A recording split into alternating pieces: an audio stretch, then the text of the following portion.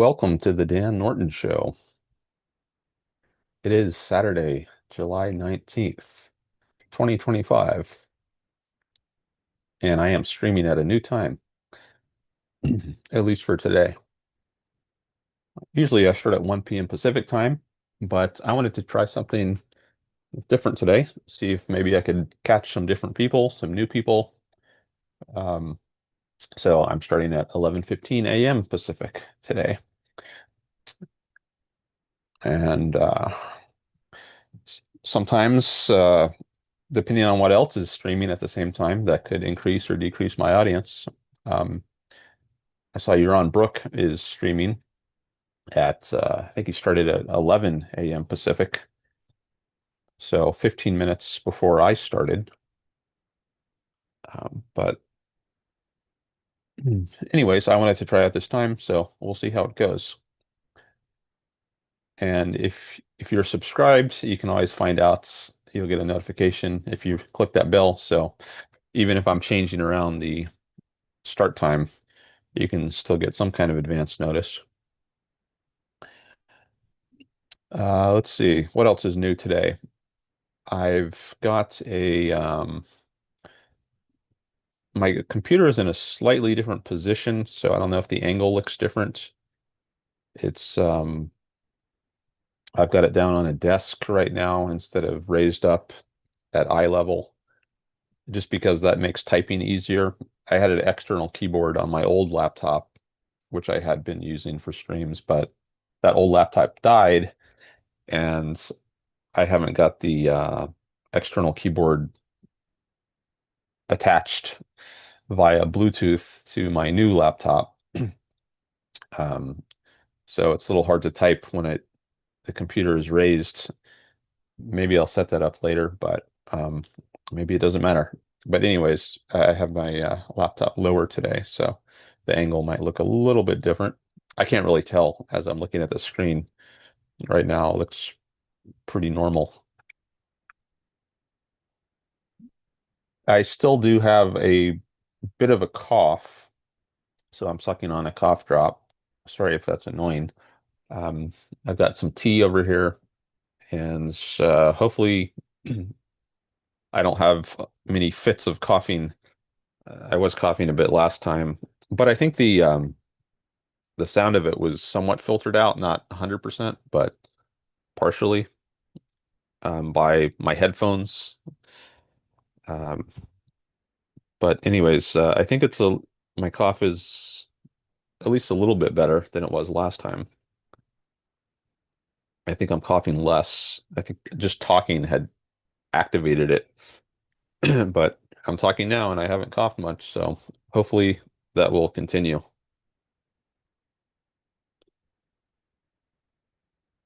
All right, so I see we've got a few people here. That's good to see. I welcome you to say hi in the chat and hmm, ask any questions, make any comments. This is a show which I like to be driven largely by topics that you all are interested in. So I don't always have an agenda of topics that I want to cover. Sometimes I have some things I want to say, but a lot of the times I just come on here and see what you all want to talk about. So if you all want to talk about Ayn Rand, if you want to discuss her ideas, debate her ideas, I welcome that. So please do feel free to participate in the chat or call in. I have a phone number as well, or a phone link, both of them, which I have pinned in the chat on YouTube. So this is a interactive show. It's intended to be that. So I invite you all to participate and you can shape the topics that are discussed. I will try to copy and paste the chat into like comments below the video afterwards. For some reason, it looks like the live chat replay um, did not work for my last live stream from a few days ago on Wednesday. I don't know why. I thought I had it selected the way I always do, but I checked the video this morning and it said live chat replay is not available. I don't know why, but I looked at the settings for today's live chat replay and it said it was selected. So hopefully the live chat will be preserved so you can watch it as a replay after this stream. But even if it's not, I intend to at least copy it and paste it into a comment so you can see it there. Mhm. Okay, let me bring up my file with some notes on things I might talk about, which I sometimes only use if there's not already comments coming in from people in the chat. I want to give priority to people who are here live, so you can take advantage of that. If you're here live, you can raise topics. Otherwise, I might just look at my notes and talk about other things.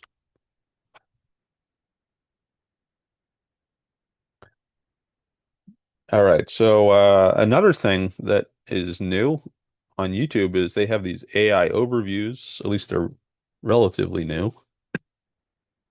You can see a AI overview of videos.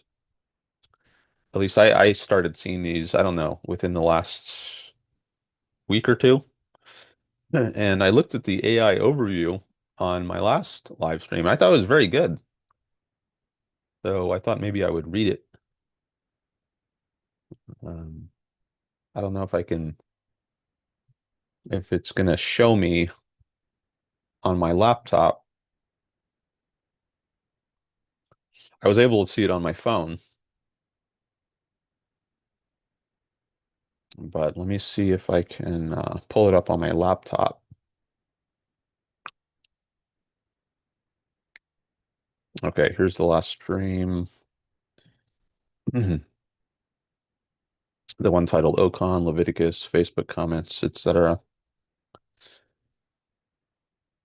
In the description, let's see, is that going to give me a link to the AI overview? No, I don't see it there. So maybe it's only available on a phone. Let me see if I can pull it up on my phone.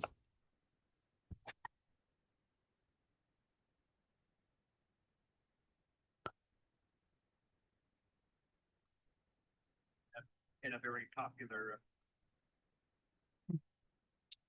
Okay.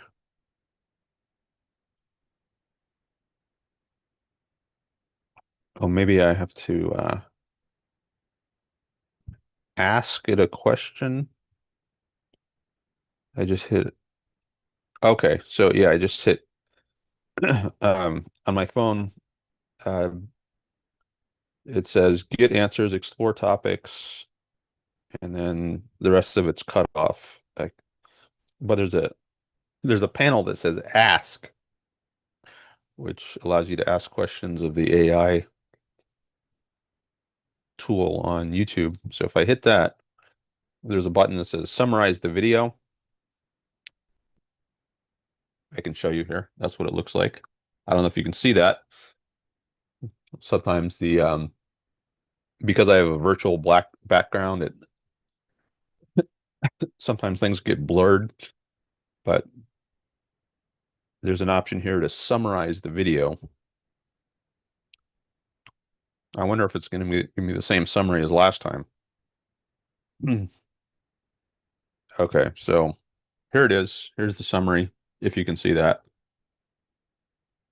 And it says, summarizing my last video, Dan Norton begins his stream by welcoming viewers and discussing his recent attendance at the Objectivist conference in Boston. And then it gives a timestamp at 32 seconds. That's another new thing, or a nice thing about this AI. It gives you more timestamps than I put in the description. I put some timestamps myself. After the show, if I have time to do it, I'll put in some timestamps, but AI automatically generates timestamps, additional timestamps. And then it goes on. He shares details about his experience at Ocon, including meeting viewers and exploring Boston, Harvard, and MIT. He also mentions recovering from a cough he caught at the conference. Next paragraph.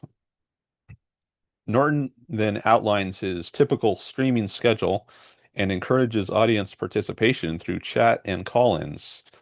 He introduces a new YouTube feature related to audience engagement and points. Yeah, so this was something that I just noticed for the first time in my last stream. If you participate in the chat, sometimes there's a little crown by your name and a number for the to show where you where you rank in terms of your engagement with the show. And then the next paragraph, he discusses his progress in reading the Bible, specifically mentioning his current reading of the book of Leviticus. The conversation then shifts to a Facebook post he made about ice raids,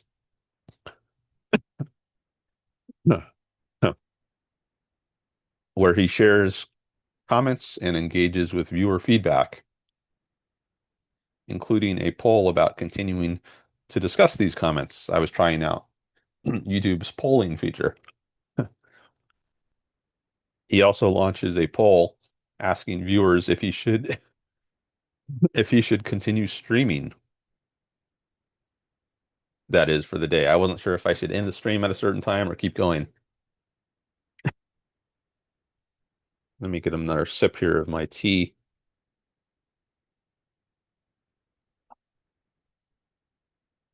Soothe the throat.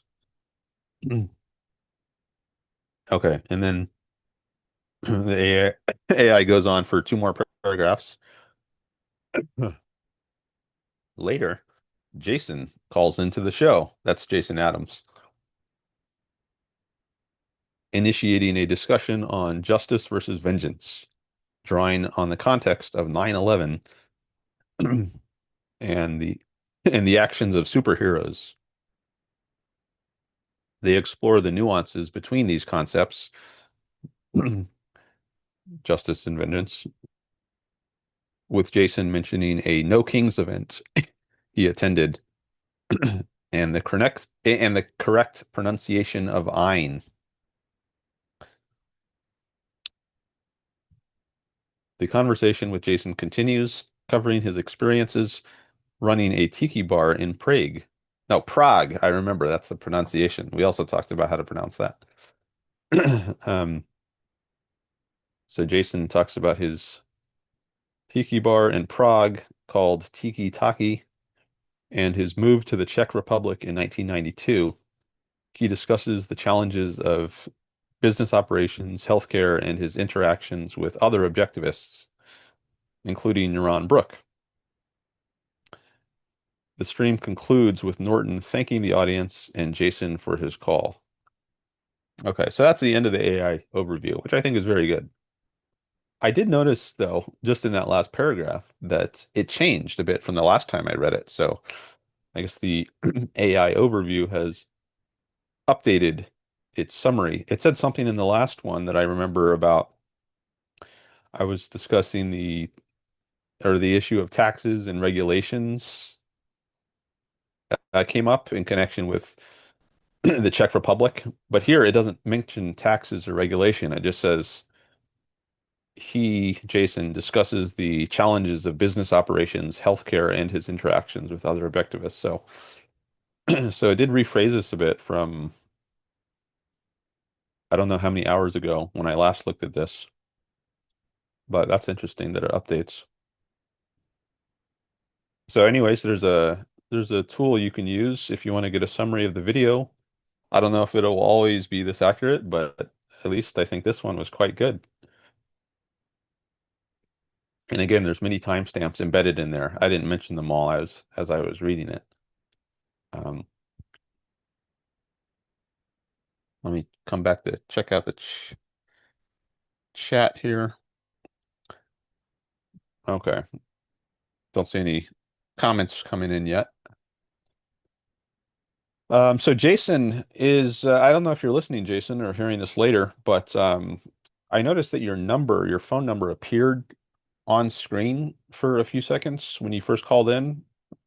And I guess I had a different setting because I've had callers call in before and their phone number did not appear on the screen at all.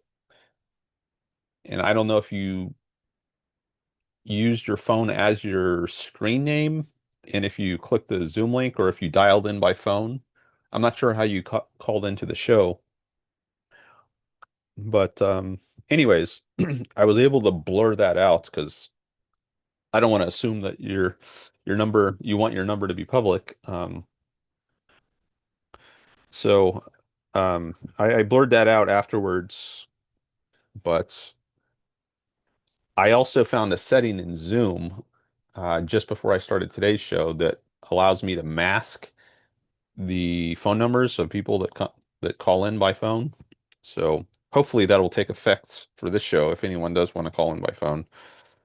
I didn't restart Zoom, so hopefully I don't have to restart it in order for that new setting to take effect. Um, but oh, I guess I could I could test it on my own phone. That's what I was gonna do. Maybe I'll do that real quick. I'll try calling in on my phone and see if my number shows up. Yeah, let me do that. Um, actually, well, then I guess there's a risk you'll see my number, which I don't want to take. Uh, actually, I wonder if maybe I can call in from my Google Voice number. That's a public number. I don't mind if that number shows up. Actually, that's the number I have listed as the call screen number in the chat I've pinned there. So yeah, let me try calling from that number. By the way, if you're new to my stream, this is a stream in which I try to promote Ayn Rand, novelist and philosopher, best known for her books The Fountainhead and Atlas Shrugged. So the theme of my channel is Ayn Rand, and I like to promote her ideas, introduce people to it.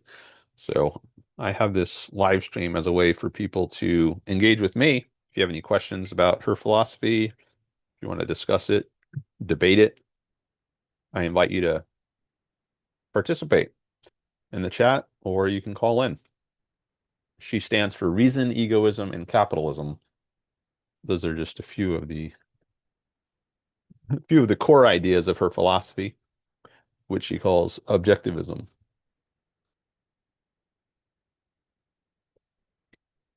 Thanks for the likes, by the way. I see we got a few likes on the stream. That'll help it in the algorithm.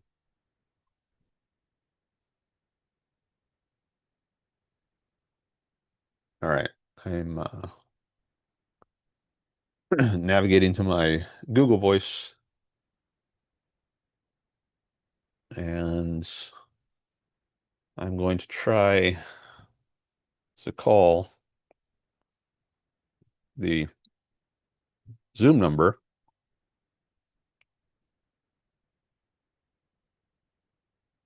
that I have pinned in today's chat.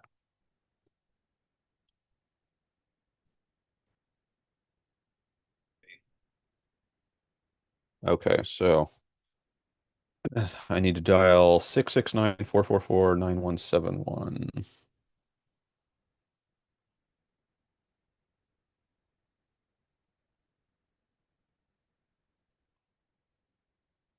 Is it 669? For some reason I thought it might be 619. I wonder if that changed. Well, I can test it out now. 9171. Call. Google Chrome app bundle would like to access the microphone. Okay, I guess I'll allow that. Hopefully that doesn't create some weird echo sound effect. I'll say allow this time. calling. All right, all right, now I have to enter the meeting ID 813 3258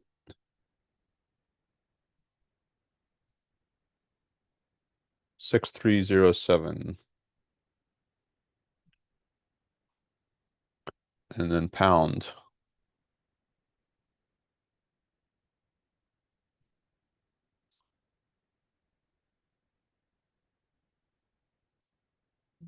Okay, and then I press pound again.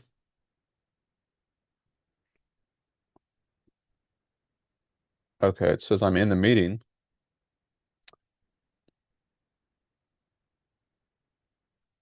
Okay, so I see the number there. It's masked, so it doesn't show the full number. It looks like it shows the area code and then the last 3 digits, but not the middle 4 digits. Yeah. So I'll admit this call myself and see what it shows up on screen. Okay, so Okay, so now now I'm I'm hearing an hearing an echo. echo, And I don't know and if I don't you know can if you can see see yet, yet, at at least, least, another another box box on on YouTube. YouTube, But that is but that me is calling me in calling from in my from my Google Google voice Voice line. line. Can you hear Can an you hear an echo? echo? Does anyone Does want anyone to let me want to let know in me know in chat? chat? There's a There's a delay delay of about of about 15 15 seconds. seconds.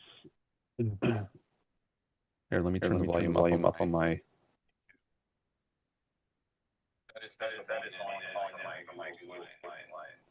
Okay, it looks Okay, it like looks you. like you.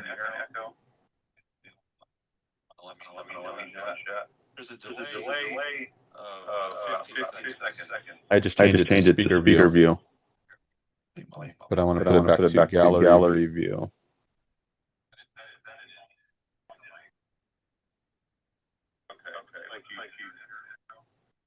All right, All so right, I don't so I see don't the see the caller caller showing up at showing up at all. all. Oh, now it Oh, now it does. does. Yeah, Yeah, it just it just flashed up flashed up on on the the screen for a screen for a second. second. So you can So you can see how see how the the number number appears. It appears. doesn't It show the doesn't show full the full number. number. Maybe Maybe I'll, I'll. it's in It's in gallery gallery view. view.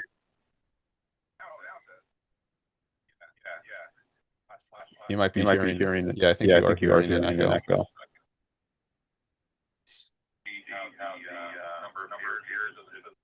All right, I'm All going to right, I'm hang gonna up hang up now. now. It's in gallery view.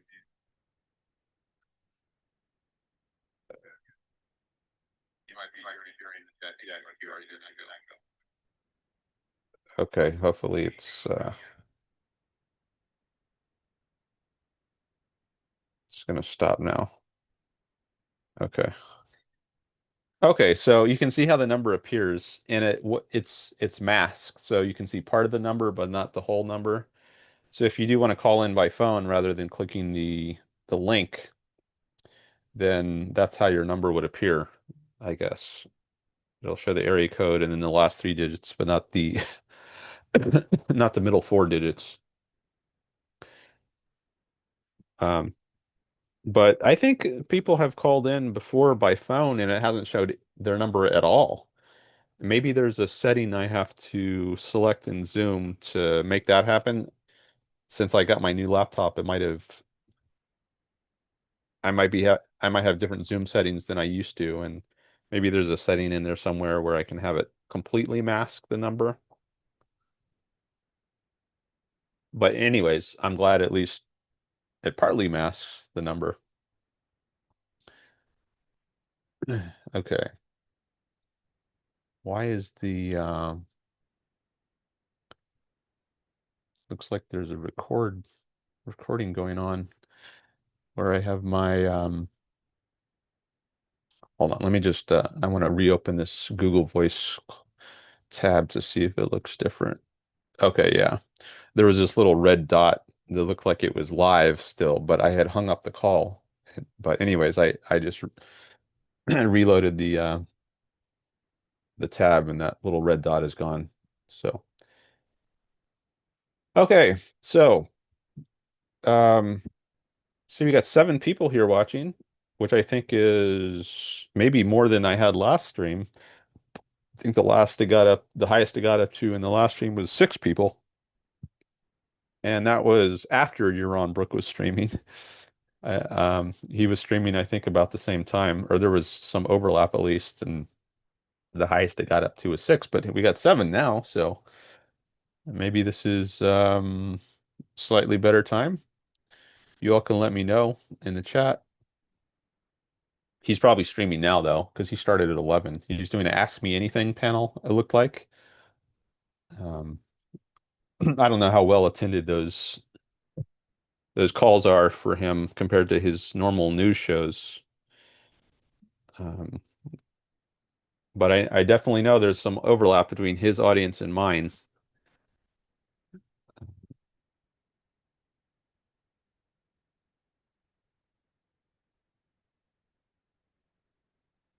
All right, so I don't see any chats yet. Who wants to be the first chatter? I guess if you're the first chatter, maybe they'll get a crown next to your name, and it'll say number 1. That's the new leaderboard function they have, which you can see actually, I think, if you click in the top right of the chat.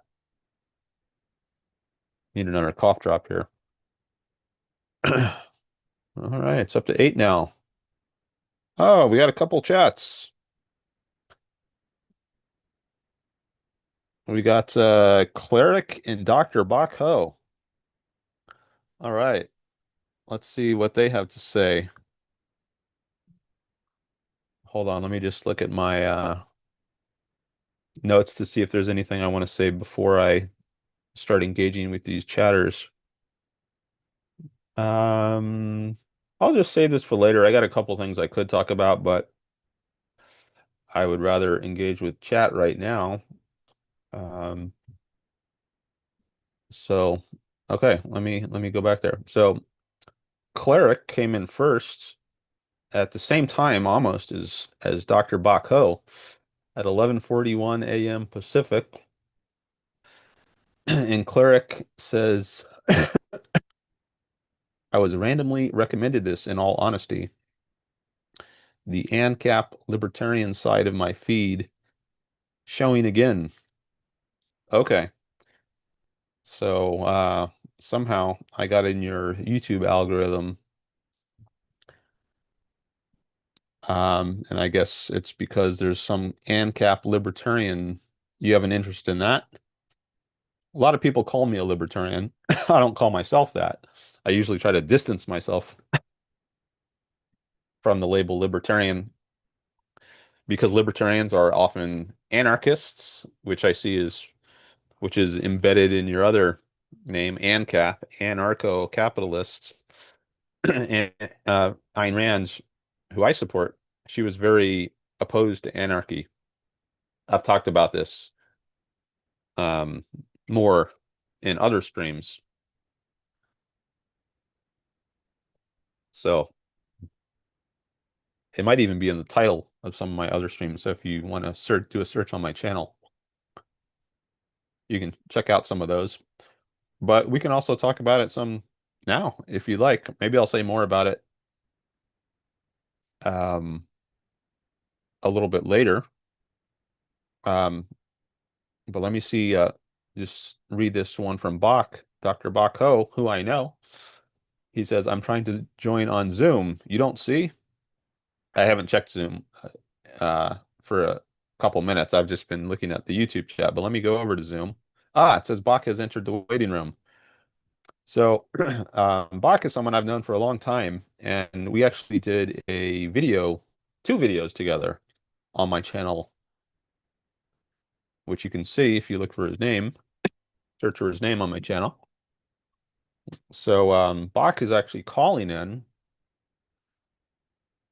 Maybe what I will do is take Bach's call and at least briefly, um, see if there's anything in particular he wants to talk about, and then I'll decide um, to what extent I want to just continue with the call or come back to the chat. I see another chat just came in from Cleric. He says, I have some interest in economics, but I wouldn't call myself either one of those. I guess you mean either libertarian or an ANCAP. Okay. All right. Let me first. I'd like to engage some more with Cleric and anyone else in the chat, but first I want to take this call from Bach. I'm just making I'm making sure my settings are right before I hit admit. So I'll be with you in a few seconds, Bach. I'm in the host tools right now on Zoom, making sure my settings are correct. All right, so I think I'm ready to admit Bach. Admits. All right, I just hit admit. And is he going to show up? Okay, yeah, I think he shows up. So right now I have it set where I have to ask you to unmute Bach. So let me now ask you to unmute. Okay. I just hit that. Hello, Bach. Hey, I'm unmuted. I can't do video though. Are you deliberately closing that off? I have it set as a default that there is no video, but if you want to do video, we can do video. Would you like that? That's my default. Yeah, it says disabled by host. Okay, yeah. Let me toggle that on, and then you should be able to, where is that setting? Host tools, start video. Okay. Now maybe you can, does it give you an option? Oh There yeah, you yeah. are. Way to So, go. Hi, Bach. yeah, hi Dan. Thanks for letting me in. I was thinking about honesty. So I actually do have a question. So this is not purely no. This is not no agenda, and it's not just I'm going to show up and do whatever. I've been thinking about the objectivist ethics and specifically honesty and dishonesty and the ethics of lying. And I've been really thinking about it. So um, I do a lot of Reddit reading, and a lot of people, a lot of the context is computer science people looking for work, unable to find it. They send out they apply to a million places. They get some interviews, they keep getting rejected. And then sometimes they talk about, oh, do you guys ever lie on your resume? And then here and there, there's a post to the effect, yeah, I fudged, like lied on the time gap between a prior job and the next job, so it didn't look like I have a gap. And I didn't want to lie. I did a lot of applying with a purely truthful resume, kept getting rejections, and then I decided I'm going to fudge a little bit and be deceptive about a time gap. And then I got a job, and the guy was saying I didn't like lying, but it was necessary. And that's just one example, but there are a few other examples of just these little fudges. And then I think the standard objectivist position would be that's immoral, don't do that. And they would have things like, you can think of Peikoff's like thinking in principle thing of, well, you don't know you'll get away with it, and it affects your soul, and you have to think about your long-term future and and the health of your soul long-term. So I'm familiar with that. I'm At the same time, it was just very palpable to me, like these stories of, yeah, what if you are really struggling and you did put a lie in, it was maybe risky, but you got away with it, and then years later you succeeded and you attribute your success to that lie. I've been thinking about that a lot, and I'm wondering if you have thoughts, if that's interesting to puzzle around. If not, I'm happy to leave or No, whatever. no, that is interesting. Yeah. I'm happy to talk about that. I'm checking my screen here to see how it appears on Zoom. I don't know if we're in gallery or speaker view. I usually prefer gallery view so you can always see both participants. But right now, I only see myself. Oh, I think that's because it's not up to the current. There we go. It looks like it is in Okay. gallery view. Okay. All right, that looks good. So let me just come back to you. Okay. No, I think that's interesting. So Yeah. I guess just a little background for anyone who doesn't know Bach. Usually if I have a new guest on my show or someone who hasn't been on for a while, I'll introduce them, or I guess they could introduce themselves. Do you want to give like a 2 sentence intro to who you Yeah, are for my audience? my name is Dr. Bach Ho, PhD in philosophy. I was a philosophy professor, and now I'm doing coaching. I've known Dan 25 years, 20 plus years. We studied, we have an objectivist history together, this objectivist friendship over time. And I felt the impulse, just a random impulse, because I live on whim, not on reason, to just dial in and ask you about this question about honesty. Yeah. I Add, and now to these examples resonate with me because I sympathize with the posters who lied, and especially the posters who said they were honest for a long time and didn't want to lie, but they got so desperate and needed money, needed a job, so they did one small lie on their resume, then they got a job. So I'm emotionally sympathetic. At the same time, I'm very seriously a student of objectivism and a user of objectivism. So I'm familiar with the arguments about the importance of honesty and integrity. So I thought, let's go with this. It's very real. yeah. Yeah. Yeah, I think it's a good topic to discuss. Just one more thing before we get into it. Bach also has a YouTube channel, and which is linked on the videos that did with him on my channel. But if you want to plug that, feel free. Oh, thank you. I mean, and it's just, in all honesty, or maybe I'm lying. My intention was not to market myself. It was just because I really want to discuss this honesty thing. But yeah, I have a YouTube channel. If you're interested in, uh, it's hard to explain. I'm not prepared for an elevator pitch. I do some philosophy, some objectivist philosophy.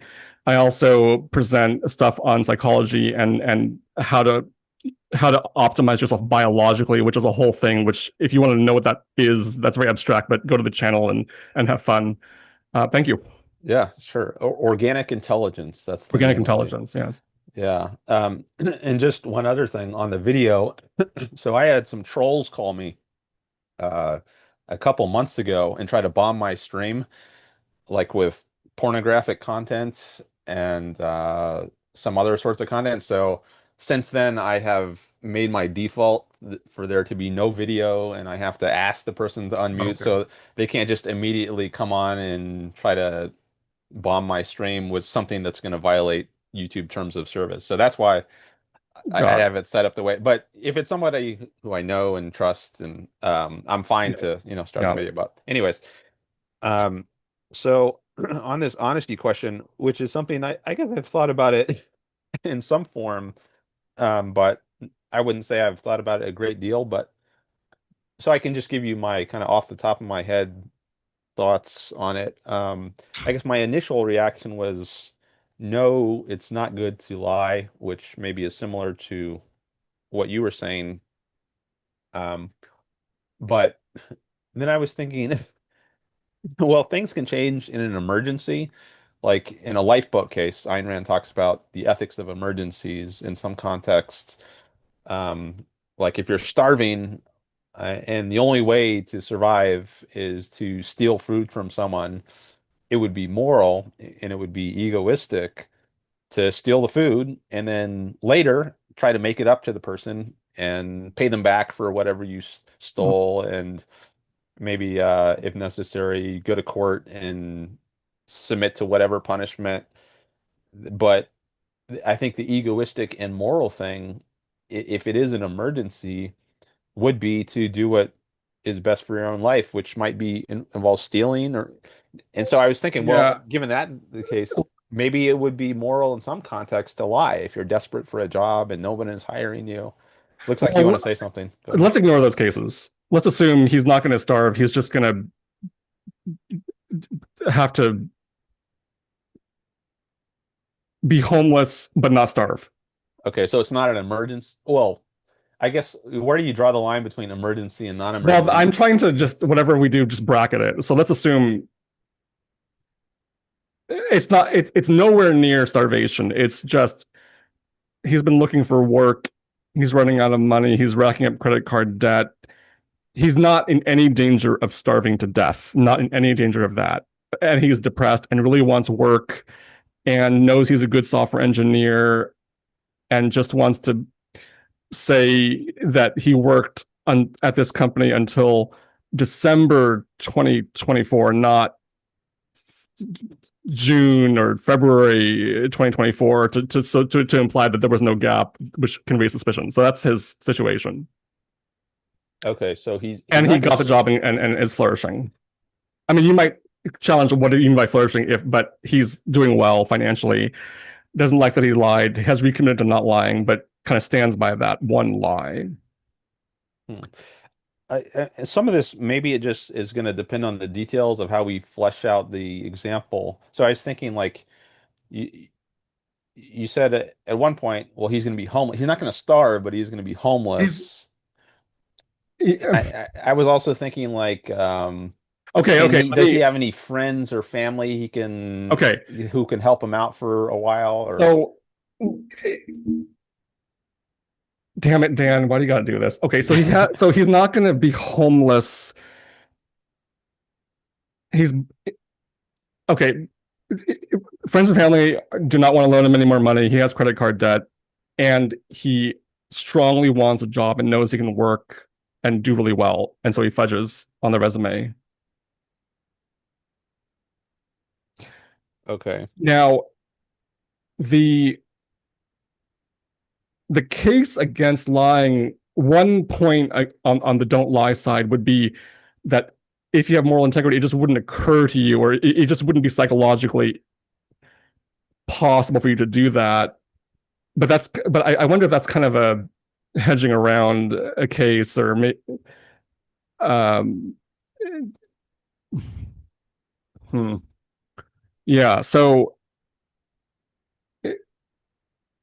I am very familiar with the objectivist, main ideas on this. Like, how do you know you can get away with it? So it's the objectivist position is it's not saying you will be harmed, but your chances are far better if you remain virtuous long term, not go for spurious immediate advantages. But this case feels like a real case for really testing these ideas. Anyway, go ahead. So I'm not wanting you to go into like he's going to starve or be homeless. Okay. Yeah, I mean, I don't know if there's it's like it really might just depend on how we flesh this out. I don't know that there's always going to be a like one answer I can give. It's just gonna like I guess the more extreme the consequences are, like the closer you get to saying he's gonna end up starving or homeless, Okay. like the worse the consequences are, the more weight goes on the side of it's okay in this case, at least if you later try to make up for it.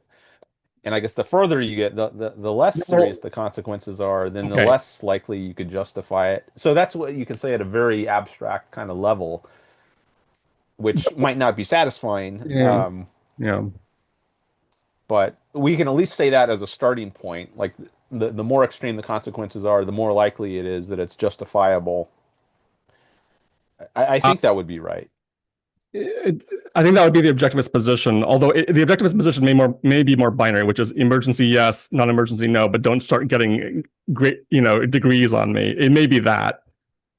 So just for anyone who's new, because I have I don't know who's listening or who might listen later, but for the audience, um, and you've already alluded to this somewhat, but just to fill them a bit in on the context of this discussion. So, uh, Ayn Rand is an egoist, and she thinks you should live for yourself and pursue your own self-interest. And part of the way you do that is by following certain principles, certain virtues, and one of them is honesty. So she has a list of, she identifies 7 virtues which I'll just rattle off here to give you some idea of what she stands for in case you're not familiar. So rationality, that's the basic virtue. And then there's 6 other aspects of rationality. Um, honesty, integrity, justice, productiveness, pride, and which one did I miss one? I think that was only 5. Honesty, Honesty, okay, rationality, honesty, justice, integrity, independence. independence, that's the one I forgot. Okay. Yeah, okay. So those are the virtues, the core virtues of Ayn Rand's ethics. So one of them is honesty. That's the one that Bach, his question is focusing on. And the idea is that you should always be practicing these virtues and to live a good life. And Bach is raising a case where it seems like maybe there's an exception to this, or that maybe that's the question. Should this be an exception?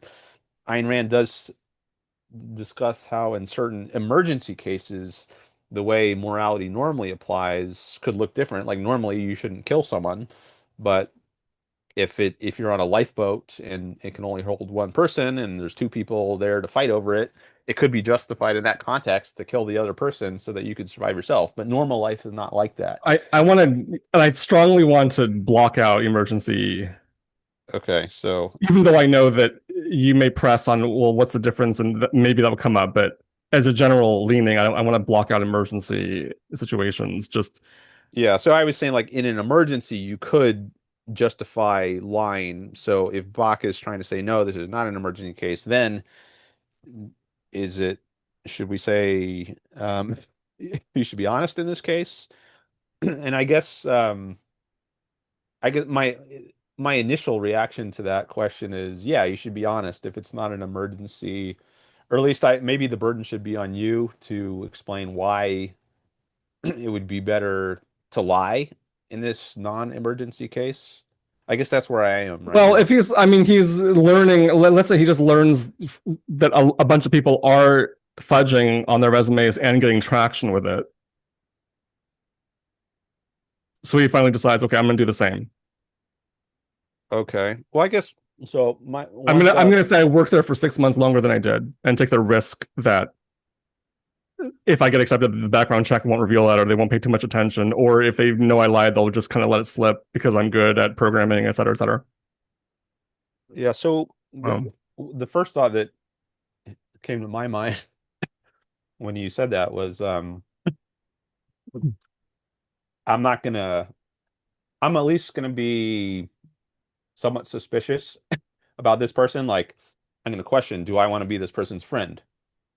If they tell me that they've lied and it's not an emergency situation, but they tell me they faked their resume to some extent, then that's it's gonna hey, immediately raise like a flag. I don't know if it's a yellow flag or an orange flag or a red flag, but it's gonna raise some kind of flag for me. So there's at least an external kind of harm that that person might suffer. Maybe he now has to be secretive. He can't talk openly yeah, about his life. can I, Go ahead. or actually, may I feel somewhat free to interrupt you Yeah, yeah, yeah. judiciously, so that okay, so someone put a chat in that that I think is worth your reading and factoring in. Oh, I haven't looked at the chat in a bit. Let me look at it. It's I don't know how to pronounce. Oh, So Dootsie. Yeah, that's she's from Belgium. okay, And I don't know if I say her name right, but that's how I say it. I say Dootsie. She says, "What if you knew that all job applications are first screened by AI, and this AI will automatically reject any application that has let's gaps in it?" let's suppose what she's saying. Suppose what she's saying. Thank you, Interesting. Dutzy, and I'm sorry if I'm mispronouncing, but yes. So the AI will screen out if you have gaps, you're out because we already have a bunch of. So okay, so this guy lies to eliminate the gap, Okay. and Maybe. and and he will say, "Yeah, I'm friends with Dan Norton, but I just won't ever tell him." Well, I'm not sure that's a very psychologically healthy thing to do, which maybe we can come back to and Hmm. explore. But just on this point, the Dutzy raises, By the way, welcome, Dutsy. Nice to see you here again. Um, Maybe having an earlier time here since you're in Europe, maybe that makes it easier for you to attend. But I was thinking, okay, maybe someone can lie on his resume if he knows AI automatically screens out applications that have gaps. But I think if I were that person, maybe what I would do is I would immediately, after submitting my application, I would send an email to the company and say, "Hey, I did this. I know Uh, that your AI automatically screens out applications, but I want to be forthright with you and open and honest. So I want to let you know this." no, So if Dan, you can't do that you can't do it, why not? because whatever, because there's no, you can't, there's nobody to contact him personally, and he's not going to do that. And no, man, he's just not going to, he wants to get the job. He doesn't want to, I just want to follow up and say I lied on my, Well, yeah, it's but an interesting idea, but it he wants to get the job, but he wants to live a happy life. actually, That's the ultimate goal. I mean, well, assuming he's on board with our philosophy yeah, of but objectivism. okay, I'm going to try to, so what I want you to do is be in hindsight. So he already lied on his resume, got through the Okay. screener, got the job. So, and it's a year later, he's doing really well in his programming job, got a raise, got promoted, paid off all his credit card debt, no more depression, no more anxiety. Okay. And then he's now, you're having dinner with him, and then he says, by the way, I did this. What do you think of my lie that worked morally? Okay. Well, I'm not sure if it worked yet. That might be begging the question to say Oh, it because worked. there's a long lifetime left, you're saying? Uh, yeah, at That's least as because one. of that. Um, so, but doing the hindsight, that well, that's yeah, let's do that. Hmm. So I guess some thoughts that came to mind. One thing is this reminded me of a podcast Leonard Peikoff did, a Q&A many years ago. Someone wrote in, he said, like, what if I broke the law, like I smashed the window with a brick when I was a teenager or something, and now it's like 20, 30 years later. Am I morally obligated to like turn myself into the police? And Leonard Peikoff said no. If I'm recalling correctly, he said no, you're not, as long as you've, well, I don't know how he put it exactly, but I do remember that he said you're not morally obligated. That also made me think of a statute of limitations. There is in the law, like if you've done a crime long ago enough, then you can't still be prosecuted for it. This is not a law case. But then there might be like a moral analog to that. Like even if legally you're not obliged to turn yourself in, are you morally No, obligated okay. to? He's not asking you if about turning himself in, or he's asking you if he's reflecting on whether his lie was moral. Yeah. Um, I guess it's not clear to me yet, at least, that it is moral, even though he did get the job and he was able to get himself out of debt.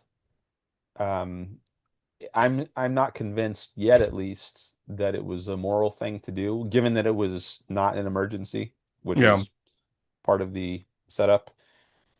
Um, I guess There maybe it is would go ahead. there is a some rule or rule of thumb or something I got from somewhere in the objectivist world, a corpus or something that um you you may lie to protect a value but not to gain a value. I don't know where she said that, if she said that, or if that's some interpretation of an interpretation or some conversation over coffee instead of a written thing, but somehow I got that from the objectivist world. Um, Yeah, so she characterizes value in the objectivist ethics as that which one acts to gain and or keep. but this is So you might gaining. think of the keep part of that as like another way of saying protecting the value. in this case, we're talking about gaining anyway, so it doesn't even matter. Like, I'm just pivoting back to my main interest, which is he's gaining a value, clearly getting a job, getting, Well, I guess that So, I think that might be begging the question at this point to say he's gaining a value. That's the point at issue. Is it really a value, or is it only a value seen out of context? well, I hear you. I worry that you're gonna get like a bit a priori or something. I mean, I don't know, but he's look, he needs or wants a job in computer science as an engineer. Friends are saying they lied and they fudged on their resumes to get through the AI screener. Thank you to the chatter for that. He did the same. He got a job. So he obviously got material things and gains. If you're using value to mean something that is obtained in the full context of ethical reasoning, then that's up for grabs. But at least value in the sense of I got some serious things, okay, from Yeah, this. there's at least some short run Well, out of context benefit. Like, I mean, which happens with any, like, you mug somebody on the street, you get something I as a think mugger, but the yeah, I just wonder if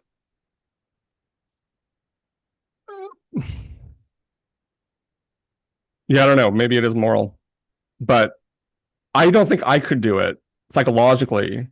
But which gets me to thinking about how Ayn Rand's family knew that she could not survive under communism. They could survive in some, quote sense of not obviously not flourishing, but she had too much desire for life that she would have died. She could not survive, had to come to the West. So there could be some kind of I'm not sure where I'm going with this, but different temperaments, different constitutions, different psychologies, and maybe just different tricky cases or borderline cases that are factored in or are real and should be taken into account in ethical reasoning.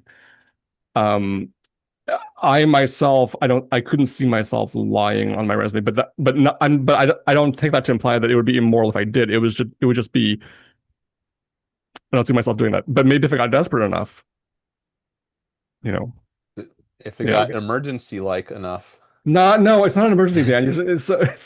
It's not an But what does that mean if you got desperate enough? Isn't that like going no, in the you're direction? desperate just means like psychologically, I'm at my limit for being unemployed and depressed and yeah, anxious.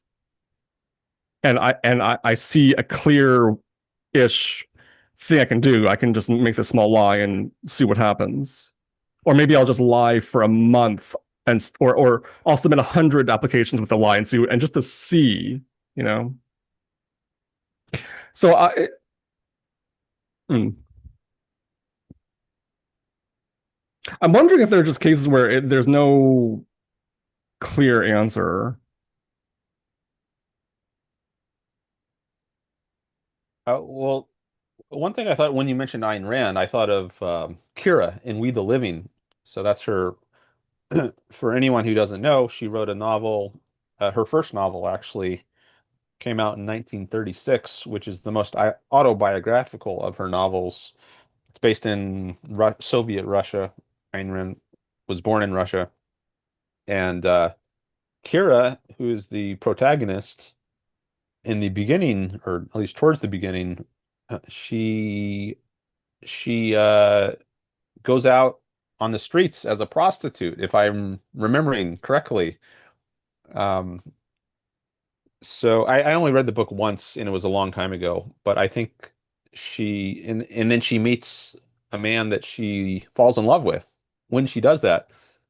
Now, normally, Ayn Rand would, in a non-emergency case, be against prostitution. But if you're caught in some terrible dictatorship like Soviet Russia, then it could be justifiable to do Dan, something like let that. me point And I out. know you don't like emergencies, but I just wanted to bring that up since you mentioned Ayn Rand in Soviet Russia. Okay, no, actually, well, you are talking about a communist emergency, but I wasn't going to harp on that in that particular.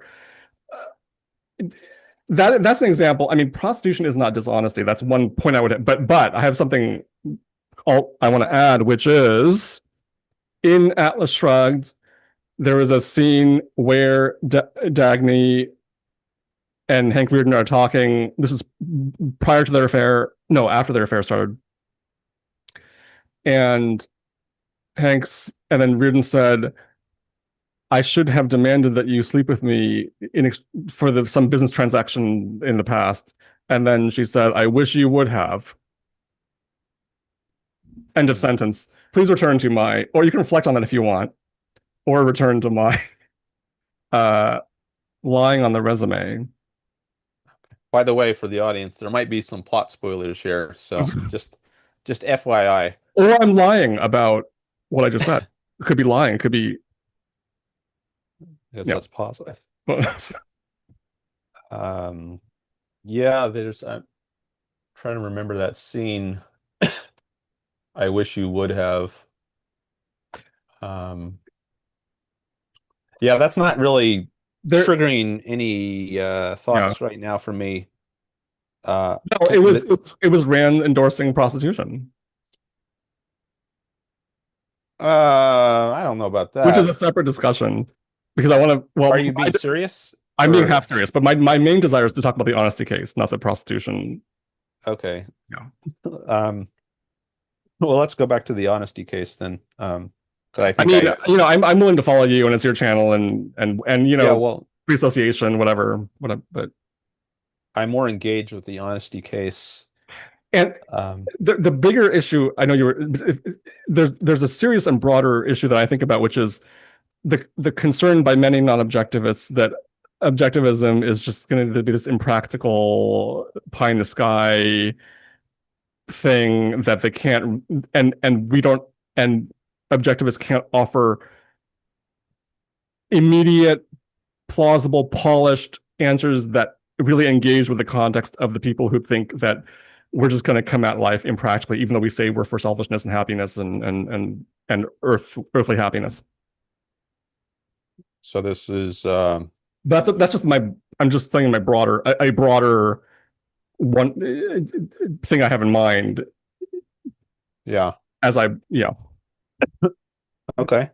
Um, I see. I'm just taking a quick look at the chat here. I see evolutionary capitalism, utilitarianism has come back. Um, he was I talked with him some through the chat, at least in a previous show. Okay, maybe We can he's on a different topic. Maybe yeah. I'll go to that later, but I want to continue right now with this discussion with Bach. Um, so what's the next step in the honesty Well, discussion? Here's a case which maybe is somewhat similar, which I was thinking of. Like, let's say you're in school and you're in like I don't know, seventh grade, and you cheat on a test, and then that allows you, or that helps out your grade point average, and that allows you to get into a certain competitive high school. Um, Maybe it's a high school that it's not like you just live in their district and you're able to go there, but you have to actually achieve a certain level of academic success. And so you cheat on this test in seventh grade, and that helps you get into this high school. And then let's say by you do well in the high school, and then that enables you to get into a certain college. Dan. Hold on, hold on. Let me finish the example. And then by going to that college, that helps you get a certain job. Now, let's say you're 5 years into your job. Should you now tell your employer, hey, I cheated on this test when I was in seventh grade, and had I not done that, I might not have gotten this job because you interviewed me and you saw I went to a certain college, but I wouldn't have been able to do that if I hadn't gone to a certain high school, and I wouldn't have been able to do that if I hadn't cheated on this test in seventh grade. So I'm coming clean to you now and telling you I cheated on this test. Like, is that a moral thing to do? To like confess your error many years later?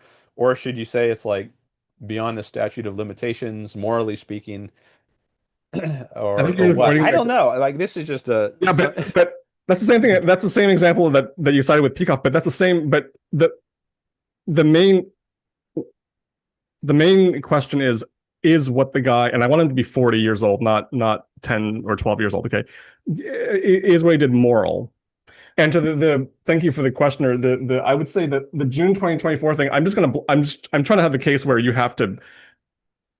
I don't know why you can't do that, but you can't. He has to lie, and he Sorry, did let me just lie. read. So Let me just read it's what not Jutsi hindsight. All right. says. Okay. She says, "What if you, what if you did a project until June 2024, but you just write Project X 2024 without mentioning the month? You can always specify it later to the HR person."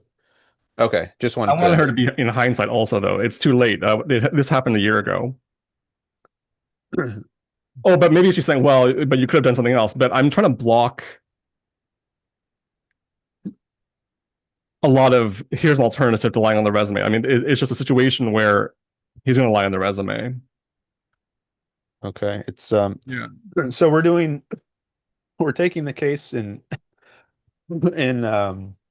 hindsight now, right? Is Well, that no, the I mean that's what I'm trying to push for. But if you were not doing that, and if she's not doing that, it may mean, well, I'm questioning your case, Bach, and that may be an important way of challenging what I'm trying to do. But what I'm pulling from is very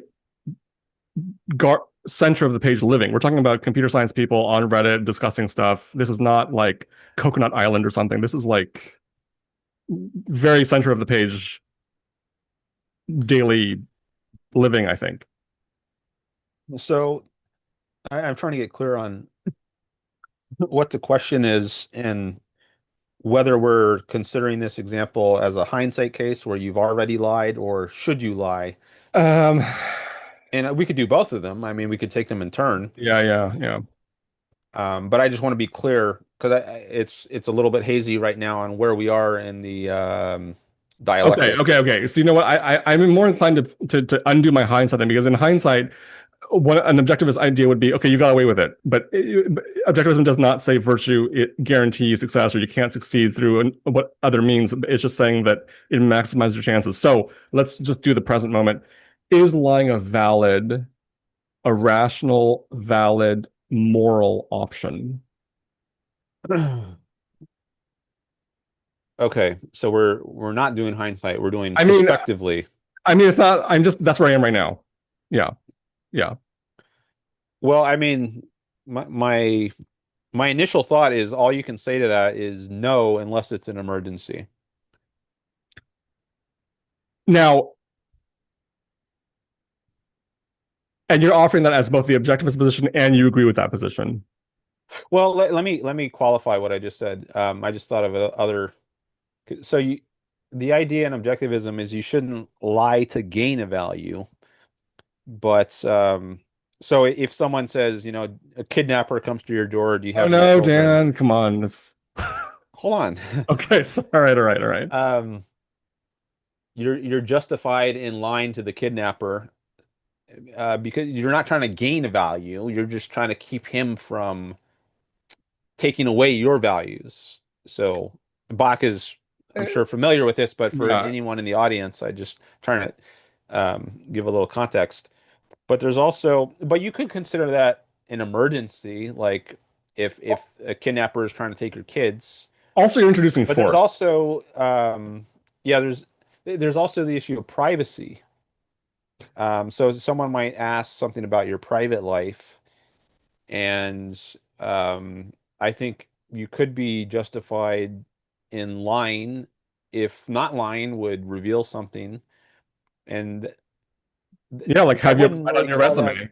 I wouldn't call that an emergency, but maybe it does fall within the case of lying to you're not lying to gain a value. You're just trying to keep them from taking away a value, namely your privacy. Yeah. Um, so maybe I would qualify it by saying like you shouldn't lie unless it's an emergency or you need to in order to protect your privacy. Maybe there's some other caveats that I So haven't thought of, but Why shouldn't you lie? Why is that not a valid option here? Um, well, maybe there are different levels at which you can answer that. Like on a very broad way of looking at it, when you're lying, you're putting yourself at war with reality in a way. But then at a more concrete level, you could show how that war manifests itself um, through concrete effects, like you have to, one of which I gave as an example earlier, like you have to now, you can't speak openly to people, you have to hide in the shadows, and that could be psychologically harmful to you. You can't be open and honest with your friends, your family. You have to feel like you're hiding all the time. I don't think that's psychologically healthy, but you have to live like that if you're gonna keep this lie Yeah, covered up. I'm sympathetic. I'm sympathetic to those points. Yes. So that's at least one reason why I think it's not good to lie. Um, and those that I just mentioned, they involve other people. Um, but I think fundamentally, honesty is about being not deceiving yourself. Like it's one you can deceive others, but it's also about to lie to yourself. But maybe in this case, you're not imagining like the person, he's not lying to himself. He knows what he did. Um, Right. so maybe it's not really relevant to go into that aspect of it. But just for people who are new to objectivism, I'll say that honesty isn't just about um, not lying to others. It's a more fundamental perspective. It's about being connected to reality, and that applies whether you're you could be alone on a desert island, and honesty is still an issue. And objectivism doesn't even say don't lie to people. It's I mean, so it doesn't even so right, right. Yeah, because there are contexts where Yeah. it could be like protecting your privacy or Um, your children if there's a kidnapper. Mm. well, I'm good. This gets into a lot of broader like cases and cases and cases and marketing and negotiations and sales and bargaining and a lot of how things work in different fields and objections that the objectivist ethics, I think, needs to, by whomever is willing to do this and qualified, to be like worked out in these areas really in detail. I think that'd be a nice accomplishment. Yeah. There is a section in Leonard Peikoff's book for people who haven't read it. So Leonard Peikoff, he's a student of Ayn Rand for decades. He was her top student, and he eventually wrote a book summarizing her philosophy called Objectivism, a Philosophy of Ayn Rand. And in that book, there's a chapter on virtue, one section, there's a subsection of that chapter on honesty. And then I think there are a few pages where he develops an example of um, why it is good to be honest. Like when he was very young, 17 years old or something, and he first met Ayn Rand, he asked her these questions like, why shouldn't I lie? Why isn't it practical for me to lie? Couldn't I get away with some lie? And like if you're a used car salesman or whatever, and you can engage in your fraud and then jet off to some island or whatever, like, and just live the good life after that initial life. And she talked to him about it, and he walks through. I don't think he doesn't reproduce the entire conversation, but I think he gives some of the essential points showing how it's actually not in your interest to lie. And so if anyone wants to look into this issue further, you might find that section in OPAR. That's the acronym, Objectivism, the Philosophy of Ayn Rand. You might find that interesting. And there are other works like by Tara Smith. So Tara Smith is an objectivist philosopher who wrote a book on called The Virtuous Egoist, Ayn Rand's Normative Ethics, and I think there's a chapter in there on honesty. I haven't read the whole book. I've only read the first or second chapter, but maybe there's more extended discussion in there about the virtue of honesty and why it's self-interested and practical. So there's another resource. Yeah. But did you, I mean, do you feel like your initial question got answered, Well, no, or what? Like, where are you now? I mean, I'm sympathetic to. I don't have where am I? I mean, similar spot, but you're rehearsing those objectivist points. I mean, I'm sympathetic. Yeah, I buy them. I think they're right.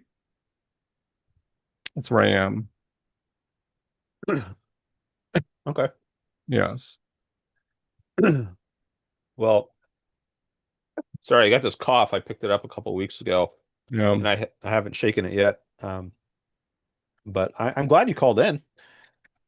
Oh, thank you. Yeah, it's pleasant. Yeah, nice to see you. And Enjoyable. Yeah. I'm always looking for content, and this definitely provided some good content, I think. So thank you for that. Yeah. Whenever Anything you want else me. you wanted to talk about while you're up Oh, there? I didn't have a particular, no. Just let me know when you want me to leave. I'll just leave whenever I feel the impulse, or just tell me. Yeah, I didn't have a there's the tail end was there is a high status objectivist intellectual. This is not going to be scandal or gossip. Uh I just don't want to name the name for just in case, but a high status ARI objective intellectual. And then I once this is years and years ago, but I said, like, okay, so if the neighbor lady bakes you a cake and gives it to you and you eat it and it's disgusting, and then the next day she says, oh, did you like the cake? And I said, well, objectivism says you should tell the truth. No, I did not like the cake. And this high status objectivist intellectual said, no, you don't. You said you enjoyed the cake. I forgot the reasoning of this intellectual, but so this person saying, no, it's rude to say you didn't like the cake. You say you enjoyed the cake, and then I defended, saying, I think this intellectual may have asked me, why do you think you should say you didn't like the cake? Well, it's true, and if you said you liked it, she make more of it for you. I forgot the intellectual's reply, but it was very, and this is a. And if I told you the name, and I may tell you in private, but I'm not in live stream, but You can chat it to me. If you want, in Zoom chat, not the YouTube chat. Maybe later. It's just okay. But so it was this, and not even saying, this intellectual didn't even say, and I respect this intellectual very, but he didn't say, he or she didn't say, well, I can see what you're saying, Bach, or maybe, but it's just definitive. No, you cannot say you did not like her cake. You said you enjoyed it. Thank you. I enjoyed it. Well, that was kind of suspicious. Yeah, it doesn't seem right to me, and maybe it's a little surprising actually, because like I think it's been discussed in the objectivist literature, like even white lies, so-called white lies. Yeah, that's right. Are not good. Right. I think it might even be an Opar by Leonard Peikoff, but I think somewhere in the objectivist literature it's said that even white lies are not good. And this seems like a white lie. Another common example is your spouse asks you, like, do I look fat in this? Does this dress make me look fat or something? Should you be honest in your answer? I think, yeah, you should. Um, and we can go into the reasons for that. Like, it builds trust or preserves trust for one thing, and they know you're going to give an honest opinion and not just delude them. Yeah. So in your relationship would be based on a lie to some extent, at least, if you tell white lies. I think that's not good. I don't think that makes for a healthy relationship. So yeah, yeah, I think you should be honest. And there are, yeah, I'm not sure why that person, whoever it is, would have said They that. didn't. They did say, they weren't saying you should say it was delicious or I enjoyed the taste, but it was just more general. I enjoyed the cake in some more general. Like, I appreciate your. I guess it's kind of fudging or kind of dodging. Like, I appreciate that you offered me a cake, or I enjoyed that fact or something. But it's kind of it's sly, I think. Yeah, well, that is different. Like you can appreciate the gesture, but not appreciate the actual thing that was given. You appreciate the intent, as long as you make that clear. Like I don't know that it's you always need to give. There's this saying, the truth, the whole truth, and nothing but the truth. And maybe there's a context where you could say something true, but it's not exactly relevant, and Yeah. you could let them press you if they really want. Like if they say, "Hey, did you like the cake I gave you?" Maybe you could say, "Oh, I really appreciated you giving me this cake. That was a nice gesture." And you could just stop there, and then some people might just go on to the next topic and think nothing of it. Other people might press you and say, "No, I didn't ask, do you appreciate the gesture? I want to know, did you like the cake?" Yes. That's what I want. And you could just, so I don't think there's necessarily anything wrong. Maybe I haven't thought this through, but like maybe you could say something to show your appreciation, but not exactly answer the question, and just leave it to them and say like, okay, well, if the person really cares about my answer to Mm. exactly that question, they can press me on it, and then I'll give them a truthful answer. But maybe in some cases it's okay to kind of sidestep it a bit. You haven't lied, but you haven't told them, you haven't exactly answered their question either. There might be context where that's appropriate. Not sure. Yeah. Well, thank you. Yeah, thank you for coming on here. Yeah. I don't know if this time made a difference because usually I'm not streaming this early, but Oh, what time do you uh start? usually I start at 1 p.m. Pacific, No, I'm around. I'm around. which I I mean, guess is I just thought not like exactly a bedtime, but sometimes people have other stuff going on. Oh, Wade is here in the chat. Sounds like the movie The Invention of Lying. Never heard of that. Wade is from South Africa.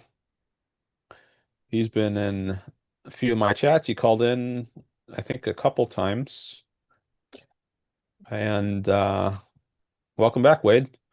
All right, so you got 11 people watching now. Nice. I think nice. it's been a while since I got that many viewers simultaneously up in the double digits.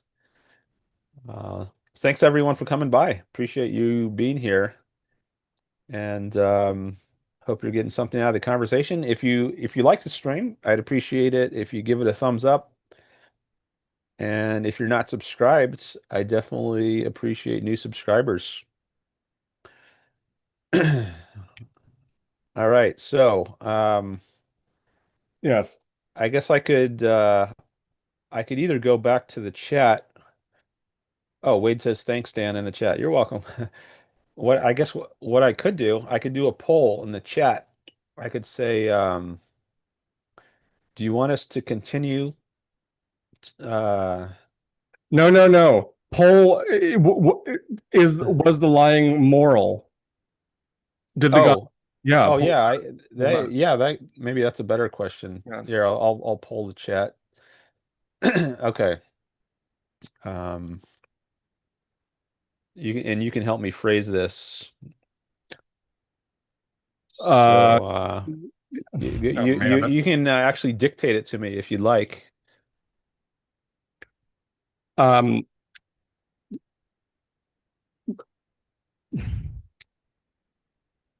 Is it moral to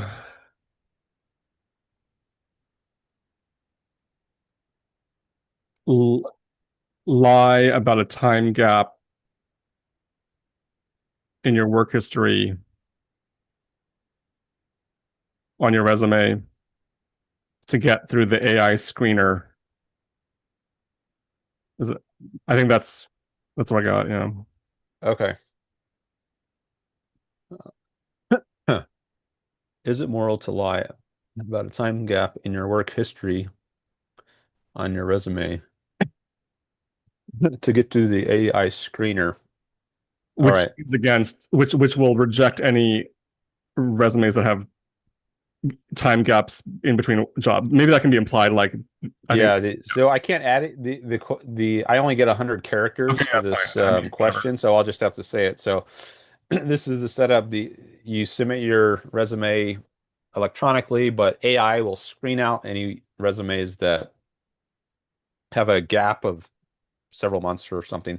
Yeah, And so you don't even get considered for the job. that's right. So the question is it moral to lie about a time gap in your work history on your resume to get past an AI screener? Yes. I'm going to change that wording a bit, past an AI screener. Otherwise, I had too many characters here.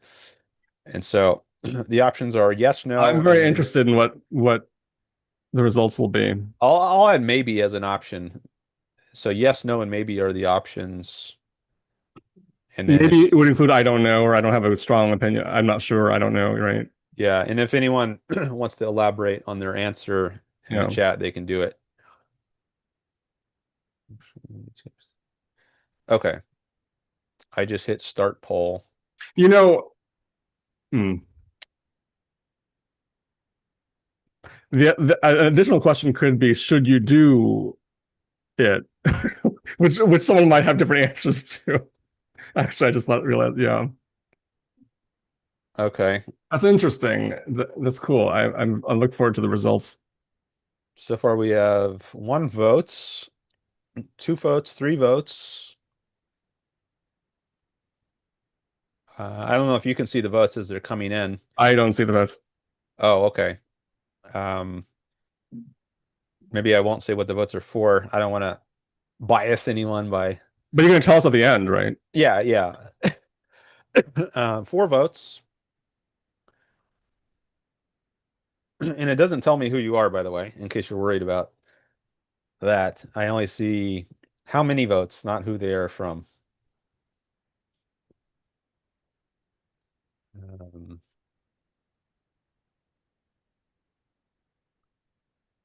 okay, so I'll leave that up there for maybe another minute or two. So I'm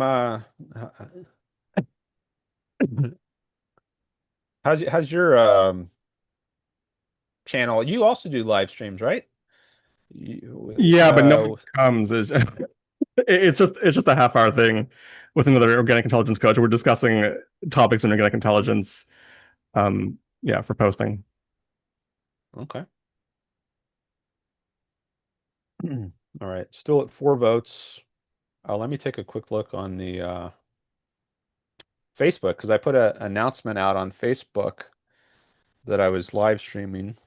I don't know if these are comments on that or on a different post.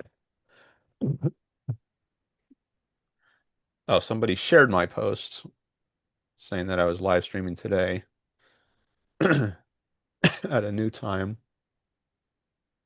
Looks like, oh, and here's a post about God. I put out a post that says, if you believe God exists, why do you believe that? On Facebook. And there's some people discussing that. I'll read those later. Maybe later during this stream, but let me get another cough drop now. And let me check X as well. Oh, a bunch of notifications there. That was one thing I might talk about later in the stream. I had an X post that got a lot of views. Um, wow, it's almost up to 6,000 views now. That's much more than I usually get, and it had a lot more comments than I usually get. 63 comments, 47 likes, 1 share. So my comment was this: education should be a private, not government function. That's it. 8 words, and it got a lot of traction. So I was thinking maybe later I would go through some of these some of these comments and comment on them. Just Yeah, like I last time. realized Sorry, What's- someone chatted like, are we answering? Is the answer supposed to be from an objectivist view? I had that in mind. I was going to raise that issue, but I decided not to be quite. But the intention of my poll was: do you think it's moral? Whatever your moral views are, whether they're objectivism or not, or what? It's just: do you think? Oh, okay. Yeah, yeah. Okay. So, yeah, that was from evolutionary capitalism, utilitarianism. So, if he's a utilitarian, then I guess he has a different moral framework. He's not an egoist. He's a utilitarian, and I think we've talked about that some in the past. Maybe we'll talk about it more, but yeah, so Bach says answer it, I guess, from your own But moral framework, whatever that is. I'm dying to know the results, Dan. Okay, well, I don't see any more votes. It's still at 4 votes, so I'll just end the poll now, and they should appear in the chat. Do you see them? Oh.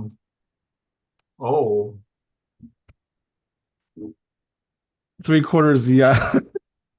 Yeah, so the 3 yeses and 1 no. 3 people say yes, it is moral to lie. If people are willing to just chat, just the why you voted the way you did, I would appreciate it. Yeah, I mean, I'm sympathetic. I'm emotionally sympathetic to the yeses, and emotionally sympathetic to the no, and I understand the objectivist case for no. Yeah. All right, so if anyone wants to elaborate on their answer in the chat, we encourage that. Did you vote, Dan, or you didn't vote? No, I didn't vote, but if I did vote, Right. I would have voted for, let me just read it again. Is it moral to lie about a time gap in your work history on your resume to get past an AI screener? I think, well, I guess I would have put maybe, since it doesn't specify there whether you're in an emergency context or not. No, Dan. We didn't say that in the, so Yeah, if we're stipulating that it's not an emergency, then I would have voted for no. Yeah.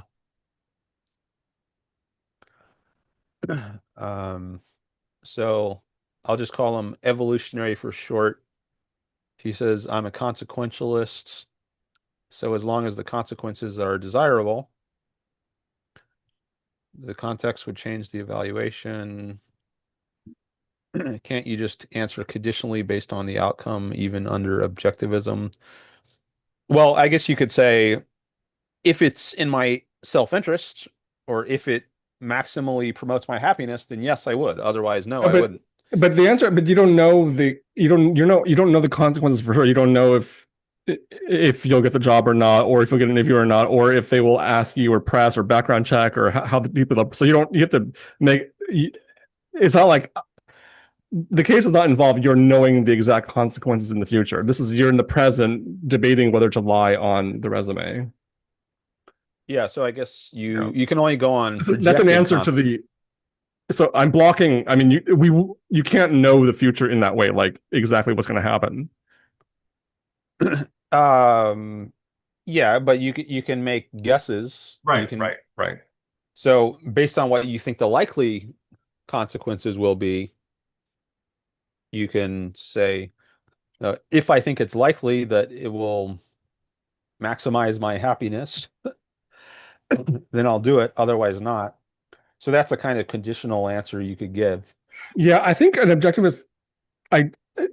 from objectivism would be there is no way to know the consequences in this. That was I didn't mean those exact words. It's just I don't have the eloquence right now. But a point of morality is that from an objectivist view is that it maximizes your chances of success. Because there's no way to calculate what you can get away with and what you can't. Even the notion of can I get away with it, can I not get away with it, is already according to objectivism, epistemically corrupt, and that's relevant to the objectivist conception of virtue and why it's practical. So the objectivists may have distinctive things to say about do your best to calculate outcomes when that involves what they regard as an immorality, because the point of the principles is to navigate the enormous complexity and unpredictability of a long-term living in a complex universe. So that was very nettled. Don't ask me a lot of questions about that. I'm not ready to. Well, you can if you want, but the main point is that there's a lot, I think, to think about if you're trying to calculate consequences when considering an action that is prima facie immoral according to objectivism, which actually may be a key to thinking further and why objectivism would say no. I'm thinking aloud, like to myself, but Yeah. yeah, yeah, Yeah, sure. I guess I'll do that too.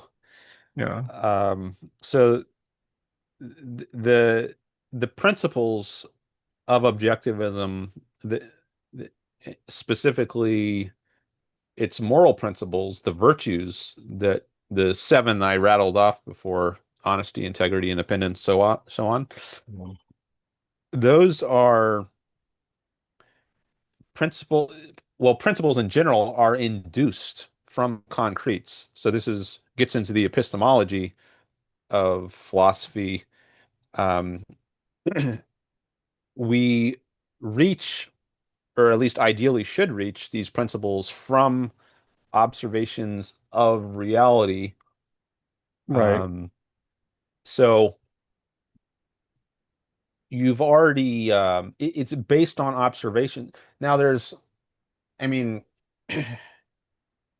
there's different ways of reaching a principle. Like you could learn it from someone else who is himself or herself induced it from reality, but uh, the first person who comes up with the principle has to get it from reality.